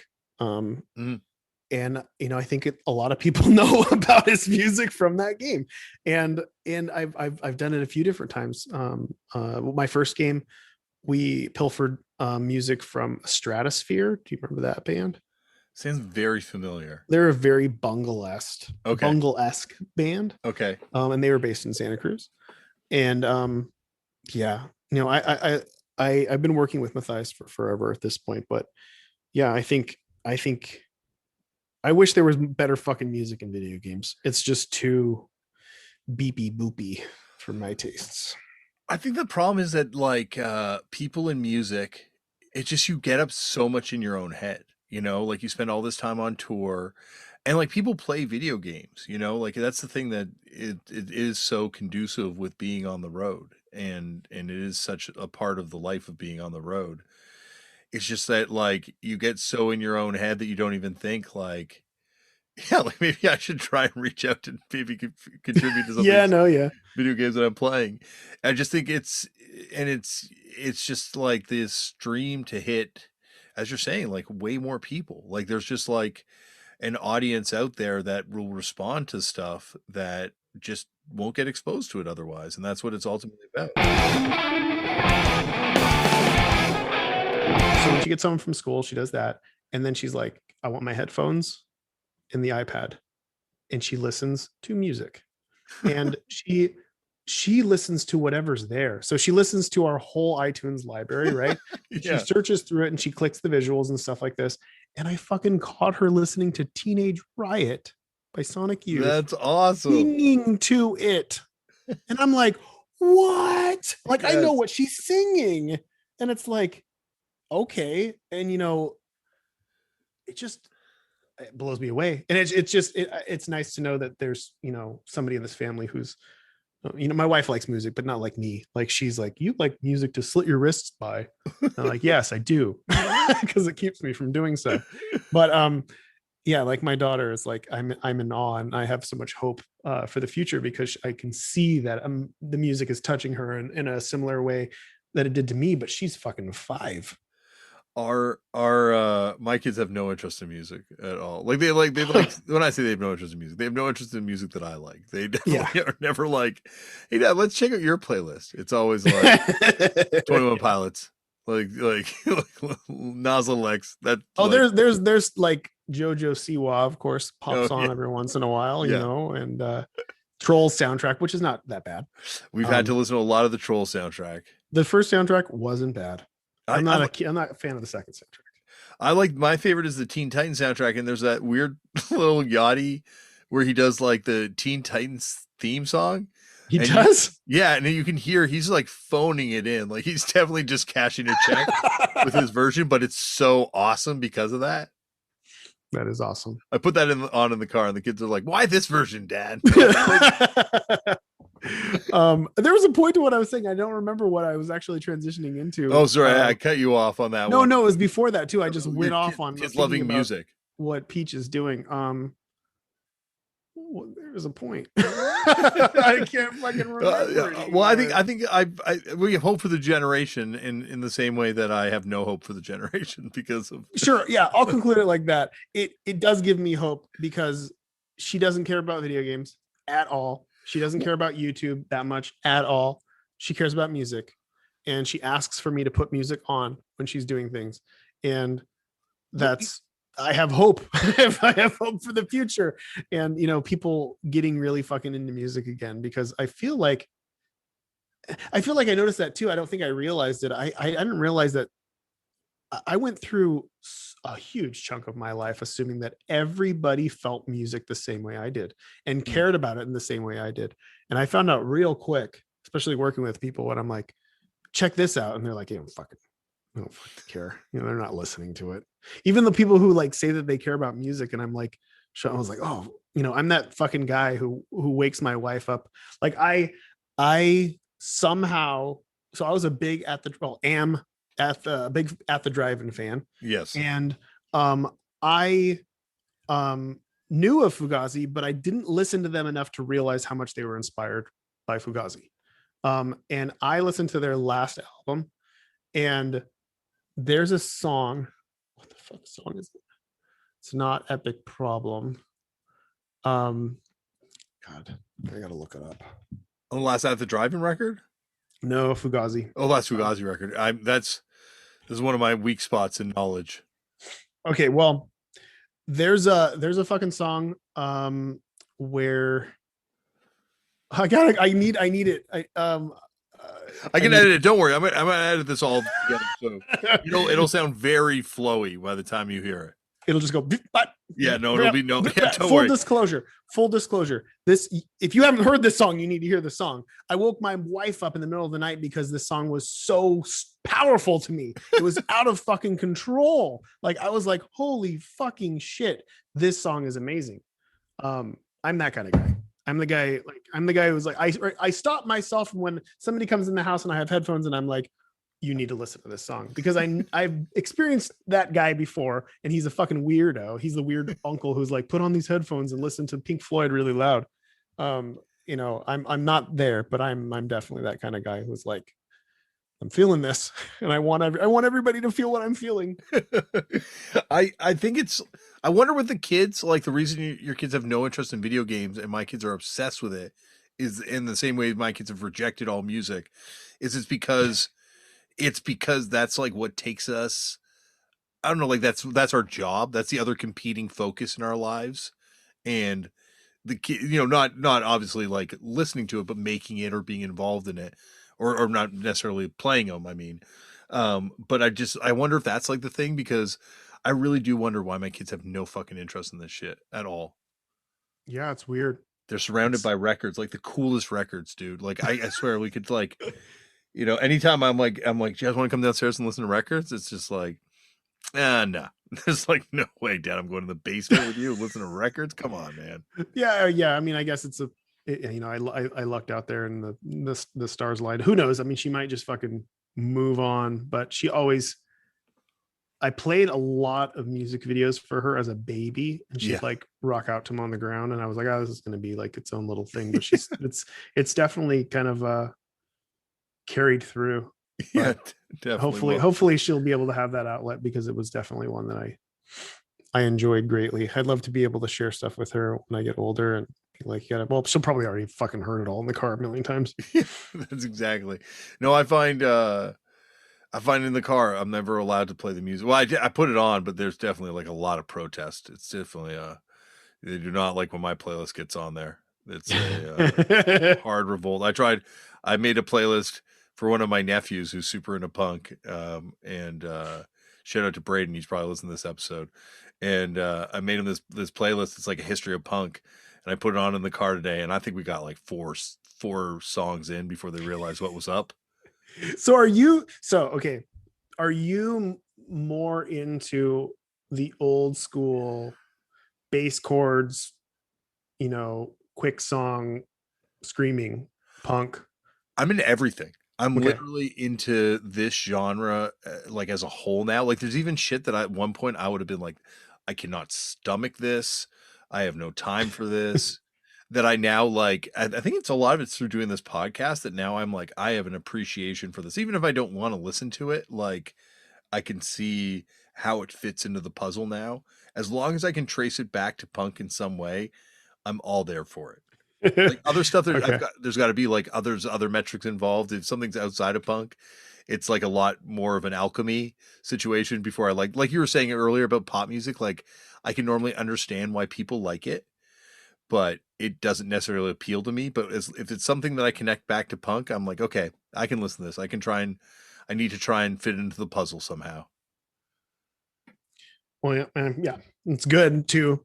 I just always wondered, like, what do you gravitate towards more of? I Because the fucked up is such a unique band, and I always try to, like, when I'm talking to people, like, try to compare it. Like, what do I compare it to? Because it's hard to compare it to stuff, but like, it's it has that sweet and sour element to it, yeah. which is a really nice mix, which I always really enjoy. And you can really toy with people's emotions when you do that, because when you go sandpaper, spit and sandpaper, and then out of nowhere it's like feathers and in rain. Yeah. Yeah. And it's so, just the way you guys play with that, like, there's just so many elements of different bands that I love, all kind of together. And you've got that Jesus Lizard element too, where you're not singing, you're kind of talking in an angry way, and you can't sing along completely, and then the chorus cuts in, and then you can. It's just like, I don't know, it's super cool. Well, I appreciate that. Thank you. But that Jesus is definitely an influence that's in there. 100%. David Yao, seeing him as like a kid at that Lollapalooza that they did, and that was my first time ever seeing him live. I wasn't cool enough to go before that or anything. But seeing him there and just like seeing that performance and being like, yeah, like I couldn't see myself doing what Axl Rose did because I didn't physically look like Yeah. Axl Rose, but I could see myself doing what David Yao did. Even though I didn't physically look like David Yao, I could still see myself doing that. You know, that was like a real like in moment. And it's funny because the other bands that played that day were like the Mighty Mighty Boss Tones, and I'm like, nope, couldn't pull a suit off. Hole, I'm like, nope, couldn't be Courtney Love, couldn't be Beck, but I could definitely David Yao. So like, it's funny you said that because that is certainly in there. That makes sense. I've been thinking about that a lot too. I never even think about that though as it being an influence, but yeah, when you brought it up there, I'm like, yeah, you know what? I have to kind of admit that is certainly a big influence. Yeah.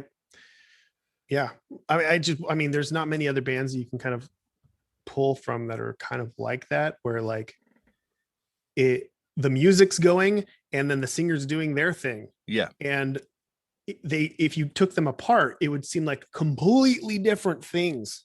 Mm-hmm. But you put them together and somehow it's all working out, and it's nice. I really enjoy it. I'm definitely excited for everything you do. Even like, I of course, like, you know, I can't not like the hooks. I like the hooks. Yeah. I really like Year of the Hare. I think that's my favorite album of yours. Yeah, like I don't even know. I don't know if I've ever heard Year of the Hare, to be honest with you. I don't have a copy of it outside the studio when it's we good. did it. I thank you. I very much appreciate this, and I definitely now want to hear it. I like when you draw it out. I mean, there's the one issue that I have with that is that there's a gap in the tracks. There's a empty space where I feel like it should. I want it to breathe into the next part. Yeah, but no, yeah. I think there's probably an edit though where it is one consistent song. I wouldn't doubt it. Mistaken, because I think we did version. There's like a few different versions of it that are going to be coming out. And of Horse, I mean, and there's one that's 88 tracks.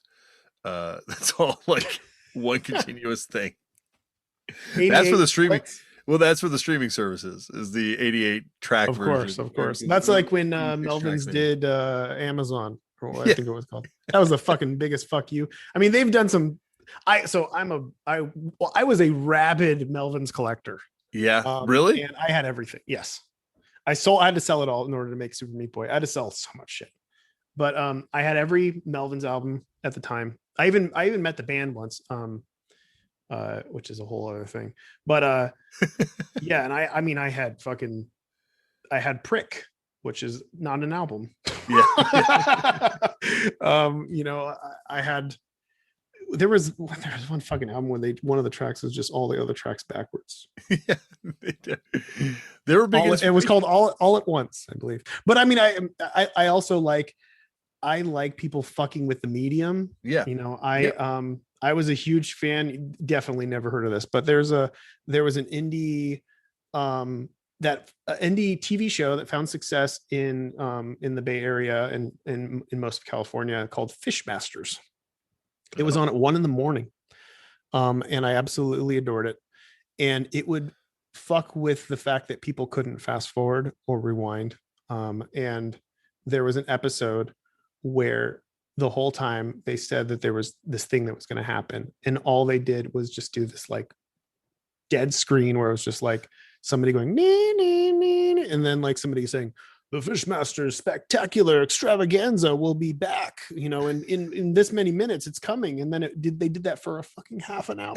And at the end, during the credits, you see them walking down the street with nobody around them. And that was it. And it was just like, glorious. Like these are people who understand what's going on and what they can do to fuck with people when it comes to the medium. And there's something public access show. Like, where was this? It wasn't. It got produced. The whole thing was the guy who did it worked for KSCO at the time, which was like the station. Okay. And they were like, hey, I'm doing this goofy fucking kind of public access thing with my friend who also works here. You got a slot for me. And somehow they got a slot after Saturday Night Live, only locally down in Santa Barbara. And it got huge. It got like, people started loving it. And it was great. It was fantastic. It was just a parody of fishing show where they didn't actually fish and it was just goofy as fuck. But what year is this? What like time period? 92 to 96. Oh, so it's almost like what Kids in the Hall would have been here, like, I guess, type thing. Well, Kids in the Hall was big. This was like nobody even. It was on at 1 a.m. More like Tom. Sorry, Tom. What like Tom Green would have been like here? Oh yeah. So, yeah. When he first started, because I was sure. like just public access, but this isn't public access. But I eventually got on network Tom Green up. Yeah, for sure. And it got over, and it actually got like better ratings than everything else. It was on at 1 a.m. on Saturday. Wow. But yeah. Did those guys go on to anything else type thing afterwards? No. Wow, that's very interesting. I got to look this up now. Thank you for turning. It's quite obscure. Yeah. But no, yeah, I was all about it. I was a rabid Fishmasters fan as well. Even to the point where like my dream was I would love to meet Carl, the creator of it. And for my birthday, my wife surprised me and actually had him come up and have dinner. We went out to eat sushi and he showed up and I was like, what the fuck is going on? Like, this is my like ultimate hero. And he's like here. And like, it was super fucking cool. I actually got the shirt that he wore during the show. I have it like framed. That's wild. So is it like a cult thing for like, I guess like so local it was a super obscure indie thing that was only for California for the most part. I think they got as far as Texas once when they got syndicated a little bit wider. Okay. But then it kind of petered out, but it never really went anywhere. And then it was really depressing when it slowly started to die different places. And then Santa Cruz stopped having it. And I think it went on a few more seasons that was just Santa Barbara. And then the band broke up and that was the end of it. That is fascinating. But yeah, I mean, I think like over the years as a kid, I was just touched by different things that were very indie, like very punk and very out there and so inspiring. And the one thing that I wanted to do with my life was that. All I want to do is create my stuff and hopefully maybe make a living. I was fine with being poor. because I was always poor. So, you know, I knew how to live poor, and as long as I could create stuff and you know, be with my wife, I was going to be happy enough to keep on moving. And seeing so many, you know, kind of independent things, like I said, like in the beginning, like Spike and Mike and stuff, like you see those things and you're like, you know, one or two dudes made this, and it's so possible to do. Like you just got to wait for your opportunity. You know, you pay your dues and you cross your fingers and you wait, and you know, you stand the test of time, and hopefully you get an opportunity to kind of be self-sustainable. Yeah, and like and believe in yourself, right? Like I think that's the thing that ultimately you entered an industry when there was no industry, right? Like it's like Yeah. you just did this because you believed in this thing and the industry built itself around you. Well, obviously you did your part, but like it's still like something that almost happens in spite of what you're doing. Yeah, for sure.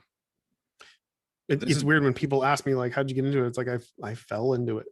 I didn't know I was doing it. I just fell into it, and I did it for 8 years before I really made any money at all off of it. And then out of nowhere, opportunities started knocking. Like it's so fucking weird to be, you know, an early 20s guy, and all your peers are becoming millionaires, and you're like, what the fuck is going on? yeah. Like, and then it's like, well, I better fucking go for it. Like this is it. Like I go for it or I don't. Like and it was, you know, it was stressful. But you know, I went for it. I rolled the dice, and the odds were completely and utterly against us, even to the point where like it was working on Super Meat Boy was so fucking depressing, because outside of our producer at Microsoft. So this was, we were going straight through Microsoft. This wasn't Steam or anything else like that. This was, we got picked up by a publisher who headhunted me essentially. Like I made a compilation zine. I made a compilation disc of everything that I had done previously, which was like 30 something games, all my comics, all of whatever else. And I just fucking pushed it hardcore. I sent out press packs to every magazine that existed in 2007 or 2008. And I went hard. I was just like, dude, somebody help me. I swear, like I'm doing stuff that's cool, and I want an opportunity.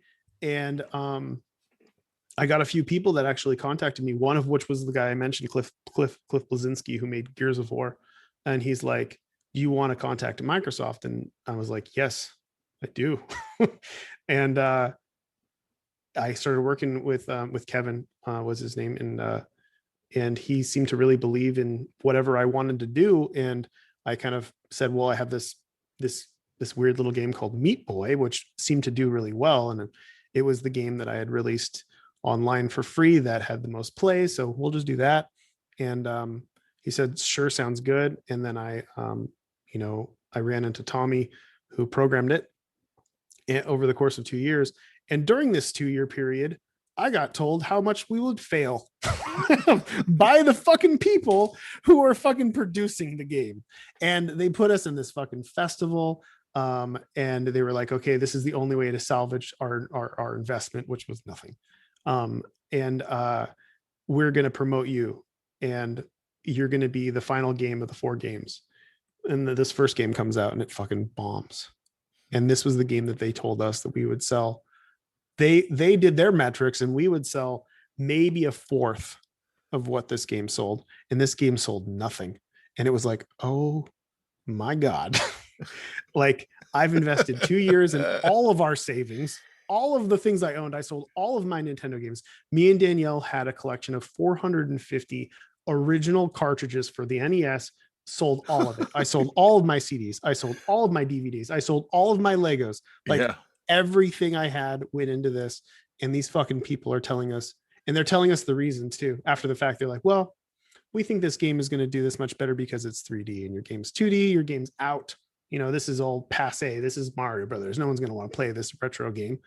It's too hard. It's this, and this. Next game comes out, bombs fucking terribly. Bombs so hard that they pull the promotion.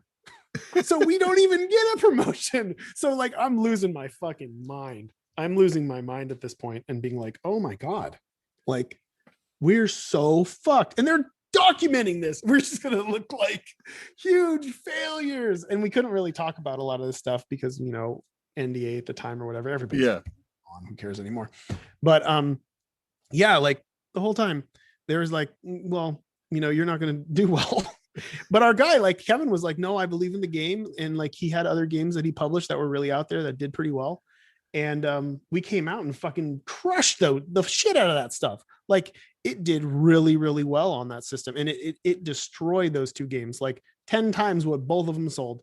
Like, and then they took credit for it. And they said that they spun the whole thing and they're like, yeah, 2D indie games are in now. And, you know, and then the person who fucking talked shit the whole time went on and moved on to another company with that on their resume, saying that they were the reason why Super Meat Boy is fucking successful. It's just fucking insane. Like it was an insane experience. And it went from, it's such a roller coaster ride. Like I was losing my mind. Danielle would have to talk me off the roof every fucking night. She'd be like, calm down. Everything's going to be, because I was like, I'm going to be a fucking joke. Like everybody's looking at me and I'm going to fail. And they're saying I'm going to fail and all this other shit. And it was just like total nightmare mode. I wasn't sleeping. I felt like I was going to have a heart attack every fucking day. I'd gained so much weight. I was a mess. Well, yeah, because so much like there's a lot on the line. Like it's different than putting out a record. Well, I guess it's like there's stakes when you put out a record because like if it does get slammed, like you're not going to get booked on festivals. You're not going to necessarily get people coming out to see you. So there is that kind of stakes, but it just feels, I guess it's a lot lower stakes because the numbers are not the same. Yeah, and I mean I literally invested everything. And in the midst of it, I had to have emergency gallbladder surgery because I was such a fucking fat ass. That's what happens when you only eat the $5 Little Caesars pizza for lunch and dinner. Yeah. But it's so cheap. That's $10. That's a deal. Like I've eaten McDonald's for like a week straight on the road at times in my life. So I definitely can relate to the poor eating choices for your art.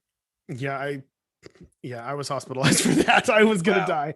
Yeah. I had been putting it off forever, and I had convinced myself that I had cancer or something. And it's Holy shit. I'll just make it through this, and then I'll get insurance, and I'll be okay. But no. And the fucking amazing thing was that I had what I had in savings to get me through the next year of development. The bank I had to show like proof of funds, and the people who came, because I didn't have insurance, they're like, you make too much money in order to for us to write this off. And I'm like, no, I don't like, how can I prove this to you? Like I'm below the poverty line. Like look at my taxes. Like I don't have any money. They're like, well, why do you have, $7,000 in your savings? Like, that's what I'm going to have to live off for the next year. That's it. And it's me and my wife. That's everything that we have. And I was able to just like talk to enough people that they reduced the cost. It was like something like 50 or 60 grand, and they reduced it to 15 or something. And then like unbeknownst to me, while I was, out of it for the days that I was in the hospital, my wife had posted about what was going on, and a bunch of fans donated like 10 grand.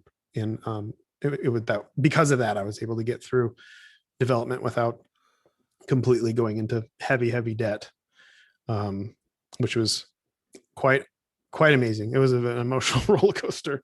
That experience was insane. It's like looking back, it seems like I didn't actually live it. It feels like there's such an intense community around obviously the stuff you develop, but like certainly specific games as well. Like it just feels like there's like, it seems like, especially in the documentary, there's like huge anticipation for Super Meat Boy coming out. And this is obviously like the game that made you too. So already there's like a thing where, when I say made you, I mean like, but this is the game that put you on the map, I should say. No, it's the game. Yeah, it is the game that made me. But there's already like such a fan base based on the stuff you've done before. Like you're coming into this, like, the guy with like the super hot EPs dropping the first big double album. Yeah, I guess. Yeah, for sure. All eyes on me. Yeah. Yeah. I remember talking with my wife, and because, Santa Cruz, well, it's expensive in Canada, so you guys can relate, but Santa Cruz is like one of in the top 3 or 4 most expensive places to live in the United States. Mm-hmm. And so yeah, living here is pretty insane. Rent was pretty insane, but the highest, I hope that I would be able to make my investment back and maybe be able to put down on a mobile home in Watsonville, which is like kind of, the poor area right here. And yeah, it fucking completely changed. Like it was a surreal, life-changing experience that wasn't really for the better. I mean, I very much appreciate the ability now. The thing I love about it, obviously security, and being able to actually have a home in the United States is insane. And being able to have that is fantastic. And then the security to be able to take risks and do more crazy art and weird shit and whatever else.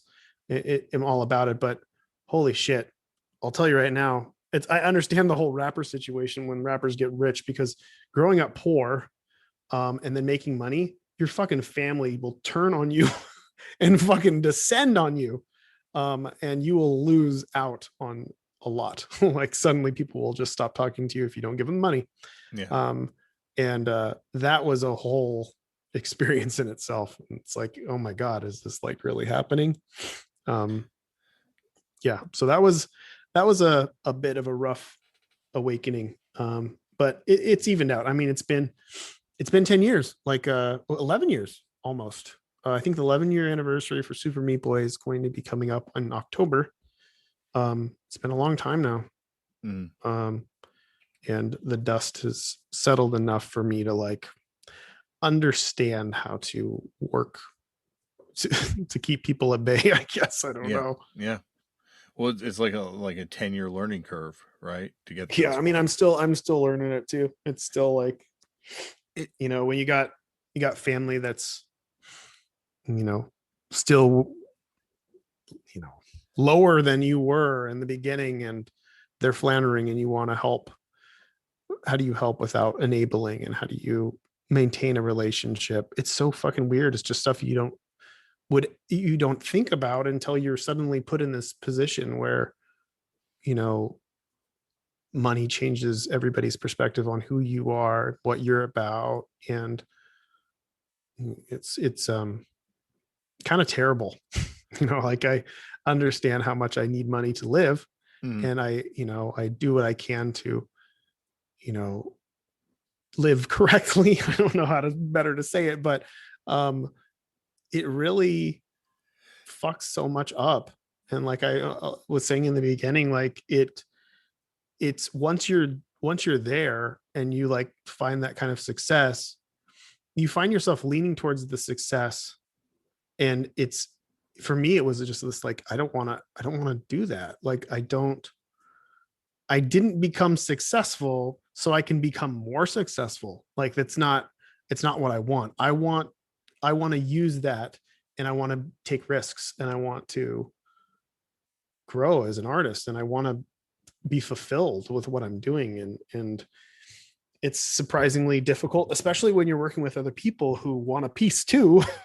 And they don't want to. It's like trying to pitch a game idea to somebody who's like, hey, this is the fucking most out there shit I've ever done. It probably is not going to make a lot of money. Like, they're going to be involved. They don't want to be involved. They're not going to be into that. And it's like, okay, well, I don't know what to do.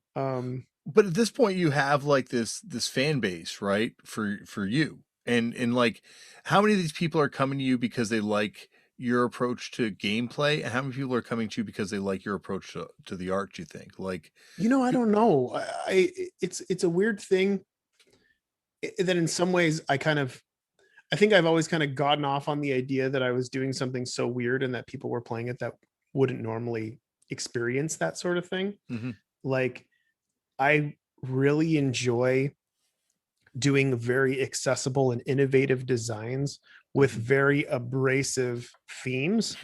Because I like the idea of like somebody just enjoying video games and hearing that, this is this is something to check out, and then they're forced to see a game with like a naked child crying on shit, you know, and it's very, very entertaining for me personally. The fact that Binding of Isaac has had any success is like laughable. It's very, very weird.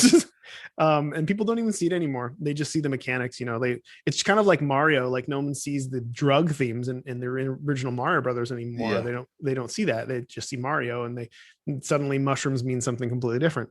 And it's the same thing with Isaac, where you don't see child abuse. You don't see the kid crying on poop. You don't see naked kids. You don't see decapitated babies. Like it's all just this game world now, and it's somehow completely fine because it's a video game. And kind of like I was alluding to before, and I like fucking around with the medium. I like fucking around with expectations, what you can get away with, what's okay, what's not okay, where's the line, so I can step on it. And that's the thing. I guess music is too direct to truly ever be a subversive. I guess there are subversive songs. I shouldn't say that, but like, it's a lot more hard on your sleeve so you can't really get that subversive quality to it in the same way you can have subversive filmmaking. You can have subversive TV shows, even like you'd have subversive art. Obviously. I think it's subversive in just an abstract way. Like I think music, good emotional music, is subliminally, effective in that way, where like you feel it, but you don't know why necessarily. Like you're hearing, and that's what I love about music. Like there's probably a reason why the lyrics are written in every song, but to the listener, they're taking your lyrics, they're taking the bits and pieces that they can understand, they're taking the words they can hear, those single words and the way that they're spoken, they're taking them apart and they're reconstructing them into their own lives and their own experiences. They're translating through their own filter, and they're feeling something that may have not been intended but still is there. And it's just kind of like abstract storytelling, like where you're barfing up emotion and then somebody's taking it in and feeling it and experiencing it. And I don't know, it's that's what music is to me. I think I try to abstractly do that with games. But I think that's maybe because people are looking for it so much more with music. Maybe put music on a pedestal, so that's why they're always looking for the meaning, and sometimes even attributing meaning where there isn't any. Yeah, for sure. Whereas in the video games, like you're saying with Mario and mushrooms, and then you find out like, oh shit, mushrooms are like the only drug that's really accessible in Japan at that time. Like figure, like this plays a role in this whole thing. And it's like, yeah, like you're saying, like I didn't know that till you bring it up right now. And then I'm like, oh shit, yeah, I'm putting it all together. And in the same way, like with Binding of Isaac, like, people don't necessarily see it because they're not necessarily looking for it, I guess, in the same way they would be if you wrote a song where people are like combing over it, looking for that meaning so they can put it on whatever Lyric Genius or yeah. That's not even the name of the website. That's how out of touch I am. Are you do you listen to much Queens of the Stone Age? I saw them a lot in the early years, but I can't say I've heard like the last couple records. So like Clockwork was, I think, by far their best album. Yeah. And there's a song on there called I Appear Missing, which I think is their best song. And I remember when I heard it, it was so fucking depressing. Like it's so emotionally moving, and it just felt different. The album felt different than anything else that they'd done. And then I remember hearing the rumors of like there was some issue of like he wrote the song about dying on a hospital bed and having to be revived due to like a broken foot or some shit. But the song felt like there was more going on. It felt there was a lot of allusion to drug use and feeling out of control and all this crazy shit. And then it came out that he did have a drug problem then, and that was actually probably more of what was going on. I don't think everything was completely revealed. But then him and his wife split up. And after his wife and them split up, you get its whole other perspective on the song. And you listen to the song again and you hear him talking about their relationship and what had happened affecting them, and how, you know, it bringing them closer, but not in a good way. And like, maybe it's all this layered meaning. And when you kind of see it and it all just comes together, it just feels so much more moving and true and honest. And I think that's I love that about art in general. I love to be able to see an honest depiction of the artist or artists involved. I mean, that's what you kind of got to go for too. You hope, I think all artists hope that at least just if one person kind of gets it, that's all that really matters. Like, Yeah. You feel that kind of validation, because if nobody gets it, then you feel like you're just alone in your head. And you know, it's easy to lose hold of, you know, reality and what's going on when all you do is just like, don't put your art out there. And I know there's so many people who are so scared to do it, like make something personal and then put it out there and be judged. But it's so validating to just have one. It's all that really matters. Like, I get these random fucking emails sometimes, and it's surprising how some insignificant email of just somebody saying like something as simple as like, you're playing your game, and not even the themes in my game, playing your game help me deal with the loss of my brother. And it's just, and that's it, that's the email. And it's just like, suddenly I feel like I'm doing something, like, even if it's just wasting someone's time so they don't have to think about reality, you know, it's enough for me, for sure. Yeah. Oh, yeah. That's what we're doing, right? Like that's what connects all of us, from like a deathmatch wrestler to a kid, you know, making, you know, music in their room, putting it up on Bandcamp or whatever, putting it out there, like that. That's we're all ultimately hoping to help someone be distracted from their reality for that moment, that the For sure. duration of our project. Yeah, for sure. Speaking of wrestling and lightening the mood, Yeah. I want to tell you a story that I know that you will, and you'll be one of few people, because I have a feeling that you love wrestling. Oh, have you seen my wrestling TV show? I have not. What? I have Oh, not. this is the best thing I ever did. This, all the fucked up bullshit, forget that. I made a TV show for Vice called The Wrestlers, and it's a 10-part love I got to letter. check it out. Oh, I honestly, not because I'm in it, but just because it was the greatest experience of my fucking life. And I was gifted enough to be involved with, luckily, very talented filmmakers Yeah. that were able to document all the crazy shit that went down. Well, But we did. I'll definitely check. So I'm just now diving back into wrestling. So I was there for the Attitude Era. Yes. And quite honestly, I was there for Mick Foley, and that was it. Mm-hmm.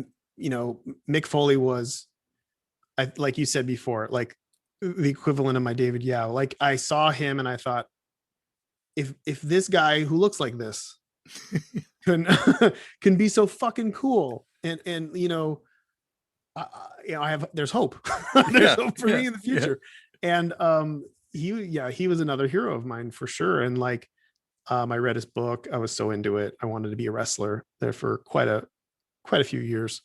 Didn't obviously happen. For years passed, and once he stopped wrestling, once he kind of, you know, retired from actually wrestling, I kind of lost interest and moved on. And then when I was really little, though, I used to rent the first 3 WrestleManias all the time from this 99-cent rental place. I was obsessed with that, so I was like really into that. And I don't know what happened. I think it was just like wanting to show Peach wrestling and women wrestling, just to show her like tough girls doing crazy shit. And I just got sucked back in, and I bought like the full WrestleMania box set collection. And I started watching everything all over again, and it was like super nostalgic. But a year and a half ago, This was another birthday present. Danielle had the 1-2 punch of like Fishmasters Carl meeting, and then she got Mick Foley to do. He's on Cameo, which is like So she got Mick Foley to not do a message, but actually just call me and talk to me. And I felt like a fucking idiot because I was like, I don't know what am I supposed to say. But luckily, my wife is like very charismatic, and she's like the pushy attitude type girl. And she did a lot of talking and befriended him enough. And then he started talking about Santa because he's obsessed with that whole thing. And he said, and just kind of like casually, like, oh yeah, I do Santa stuff every year, and it sucks that I can't really do in-person Santa stuff this year. And we're like, oh yeah, it's gonna suck because Peach is, she's starting to not believe in Santa anymore because her cousin's like telling her he's not real and all this other stuff, and we don't want to completely lose that just yet because she's only 5. And he's like, you know what? Let me give you a call when I'm in Santa costume. And I'm like, what the fuck is going on? And I'm like, you sure? And this is like, in 4 or 5 months, I'm like, he's gonna forget or whatever. Yeah. He fucking calls me on like 2 days before Christmas and it's like, is Peach there? Oh, like full character. It was the most magical experience for her ever. And I'm in tears. Like I am like behind the scenes. I feel emotional now about it. Yeah. Like the fact that my daughter doesn't even know, and she probably won't know for forever, but like, how insane is this? Like, how insane is this? Mick fucking Foley is Santa Claus for my daughter. Like, what a fucking cool guy. Like, he's like such a nice guy. Like, it blows my mind that somebody can be such a kind and generous person, just so genuine. Like, it gives me faith. There's fucking cool people out there and really good people out there. Yeah. And I hope people don't now think that they could just do a cameo and then get them to call Santa Claus. But no, man. Oh man. Yeah. Like you can kind of understand from my perspective. It's just like, I was just like, I can't process this. This is, the cameo thing was more than enough. Like, and now like, I'm FaceTiming Mick Foley in Santa costume, and he is in the most dire time, the heat of COVID here in California, where we couldn't even fucking go outside. There was a fire that threatened to burn down our house. So we had to actually move out of there. My wife had a premature baby, and we had to go and live in a hotel for a week. And then like we get swept up and we're in this, tiny little apartment that we were staying in for 6 months, and Mick Foley calls me on the fucking phone. It's all worth it. It's like, yeah, all right, things are getting better. Like I have faith. I have faith in everything all over again, and it's and I can't really tell anybody else that story who doesn't really like, because they're like, who the fuck's that? I don't. Well, and you say she's never going to care. When she sees Terry Funk versus Mick Foley in the exploding barbed wire death match, and she connects the dots, oh my God, it's going to blow her mind. One time she walked by, because I follow him on Twitter, and one time she walked by and she saw his face, and I think she heard him talking because I was like playing one of his things. Yeah. And she goes, who's that? I said, that's a wrestler. And then I was like, and then I just turned to the point of the TV and I just threw some wrestling thing on there so to distract her. Yeah. I was like, oh no, she's gonna fucking put it all together. And then she's gonna be like, Mick Foley's got this gig as Santa Claus, and Mick Foley's fantasy will come true that he's making kids believe. Well, he is. I mean, he is. He's legit. He is Santa Claus. That guy is fucking for real.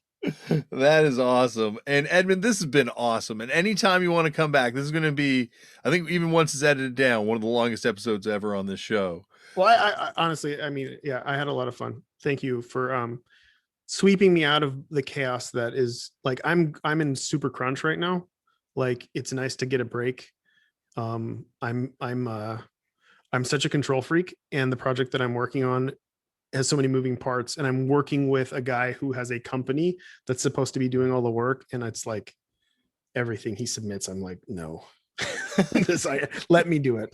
So I have to like get all this shit ready. And then I have to run this campaign for a month. So thank you for having me on, and it's much different podcast than I'm used to. And it's nice to be able to talk about arty farty bullshit that, I try to talk about, and then people are like looking through me, and and I'm just a fucking alien. Thank you, Edmund, for coming on the show. And you heard right there, Edmund's going to be back at some point in the future to talk more about this world and, his adventures, kind of trying to get people involved from the music world in the video game world. He was telling me some funny ones off air as well. And once again, this is a world that was very new to me, and I have learned a lot from researching it now. And my kids know about it. My kids were definitely more versed in it than I ever was. He blew my mind. He told me, tell your kids that I met Notch and I played version 1 of Minecraft. And I didn't know what that meant. And I told my kids, and oh my God, they're still bragging about the fact that I know someone who knows Notch and played version 1. They're not impressed by anyone else that's been on the show like they were impressed by Edmund knowing Notch. So thank you for making me relevant with my kids, Edmund. I've definitely scored one with the kids. I'm cool with my kids. All right. Speaking of being cool with the kids, coming up on the next Turned Out a Punk, which is coming out in a few short days, my cool friend, my cool buddy, Dallas Green, comes back to the show for a part 2 and a very intense conversation. We have a very intense conversation with each other about, I don't know, just what this journey means, and Dallas basically growing up in bands and things like that. So this is a very interesting episode. So I'm excited for you to hear it. All right, that is it. Remember, as always, Black Lives Matter. The lives of Indigenous people matter. We need to protect trans kids, and we need to help trans people protect themselves. We also need to stop hate and violence towards Asian people, and we need to just stop hate and violence towards people that believe in different faiths. And this is not political stuff. Political stuff's like how much money do you spend on road repairs or money allocation to public services. That's politics. This is just human rights, basic issues, basic stuff. And unfortunately, it's not understood. So get involved, read up, see what you can do. There's lots of organizations that I'm sure are in need of help or in need of funds or in need of, there's a lot of stuff out there that you can do to be involved and, stand up and say something and do something and just, fuck fascism. That shit sucks. Fuck Nazis. Fuck all that bullshit. Fuck hate. We want to move past that, Speaking of moving on to things, maybe move on to trying something creative. Just maybe start a band, start a fanzine, start a movie. Why don't you make a fucking movie? Make a TV show. You knew that. You can just do it on your cell phone. People do that on their cell phone. Maybe it's hard to do on your cell phone. No, I've seen people do it. You can do it. But yeah, just try doing something creative. It'll help your mental health. And speaking of mental health stuff, try meditating. I've been trying it, and it seems to work for me. Maybe it'll work for you. I didn't believe in it, and once again, it seems to work for me. Trying to think what else we got to do. Oh, sign your organ donor cards. Got to do that. We got to do that because they don't. When they come looking for those organs, you don't need them. So you just take that shit. Maybe it'll help someone else, and then you know what? Maybe it will, and give that whole person a whole new life. And then if you're holding on to your organs and you're dead, you're like, fuck, I didn't give them away. Well, you wouldn't be thinking that because you'd be dead, but we all be thinking that. All right, that's it. I'm excited for you to hear this Dallas one. All right, I love you. Thanks for listening.